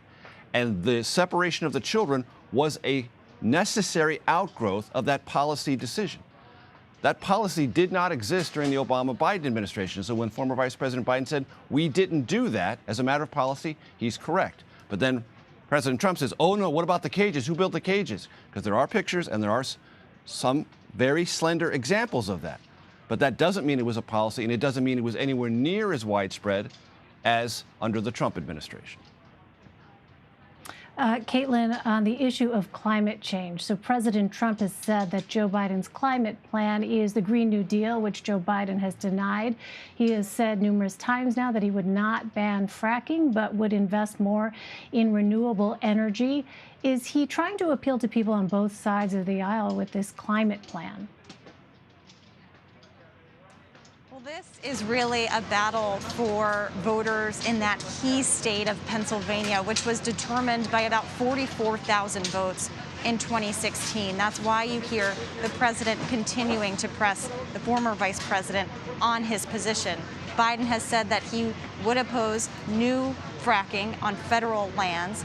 And we've seen Biden also try to not only engage suburban voters around Philadelphia, but also speak to voters who turned out for Trump in 2016, trying to kind of build this broader coalition of revving up the Democratic Party base and new additions to it that we saw in 2018, while also trying to reach out to voters who may be inclined to support the president or had supported him before. So that's what this issue is really about. We see climate change as a key animating issue for Democratic voters. This was an issue that all the time on the campaign trail covering the Democratic primary, voters would bring up unprompted, particularly younger voters, because this is an issue, climate change is an issue that they have to deal with in their lifetimes.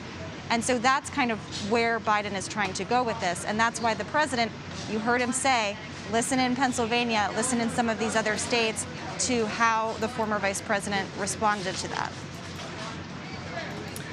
Finally, Major, I know a couple of weeks ago, I believe it was, on the Takeout, you had as your guests Corey Lewandowski and Dave Bossie, people whose names may not be familiar to folks outside of Washington, but who clearly have the ear of the president. And I wonder what your thoughts are on the president that we saw tonight and his approach, the strategy that he took, whether you think there's a connection there between the influence of those two who, as I think you've said on other shows, are now coming back into the fold. Yes.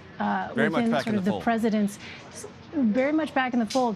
Is that an influence that you saw tonight with respect to the president's performance? Absolutely. And just to remind people, Corey Lewandowski was President Donald Trump's first campaign manager up until about the midsummer of 2016. And Dave Bossie became the deputy campaign manager late summer all the way crossing the finish line into the election victory in November. So they are significant players. They've never come into the Trump administration in any capacity, been invited to, or maybe some people have wanted to keep them out because they knew of their influence with President Trump.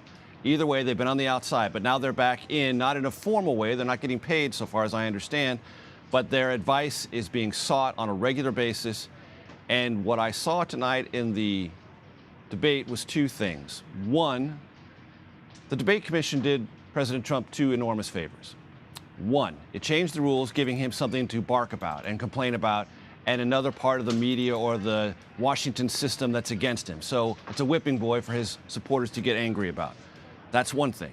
The other thing it did for him is it changed the rules in a way that allowed the debate prep team, which includes Corey Lewandowski and Dave Bossie, to say to the president, keep your mouth shut. Let Biden talk. Parry when you have your points, and use this to your advantage, which the president did. The rules forced this upon him, but it also allowed him to take the advice from his debate prep team more seriously to heart. Much of his debate performance reflected that. One other thing that also looks very much to me Lewandowski and Bossie influenced. If you were to sort of take the main driving points of President Trump tonight, they were as follows: economy, not a career politician, corruption, and China.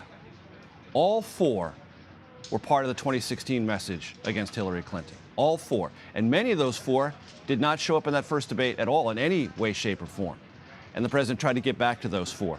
The biggest problem for the president on the corruption angle is people simply do not view former Vice President Biden in the way they did Hillary Clinton. Even some nominal and loosely attached Democrats thought there was something maybe shaky about the overall ethics of the Clinton family or Hillary Clinton. And most Republicans had already made up their mind about that, didn't need any persuasion, no convincing at all, because of a 20-year systematic effort by Republicans to so define Hillary Clinton. Former Vice President Biden does not exist in that world. So it's a much harder, much more aggressive campaign you have to wage. And in this late stage of the campaign, there's really no sense within the Trump campaign that it's going to stick and stick hard. But it was there, those 4 pillars: China, corruption, not a career politician, and the economy. All of that reflects the kind of counsel that I know Dave Bossie and Corey Lewandowski brought to the debate prep process. All right, well, Caitlin Huey-Burns and Major Garrett, we are now that much closer to November 3rd. I want to thank you both very much. Really appreciate it. Sure. And a reminder, our debate coverage will continue Friday starting at 9 a.m. Eastern right here on CBSN. And if you missed any of the past debates or an episode of Red and Blue, you can catch up right now on the CBS News website. Just head to cbsnews.com/redandblue. We are going to take a quick break, but we've got the rest of your day's news ahead. Stay with us. You're streaming CBSN.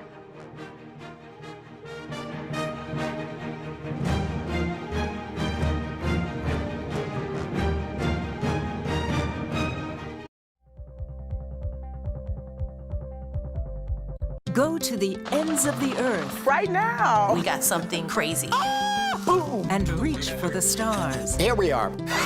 Time. Yes, it's my comeback. Hey, this is pretty fun. But wait, there's more. Experience thought-provoking, Welcome to the idea of being a human being. innovative, and truly original reporting. Look through a telescope and go, wow. Because there's always something new under the sun on CBS Sunday morning. COVID has taken the lives of tens of thousands of Americans. Rural areas like this here on Navajo Nation are especially hit hard.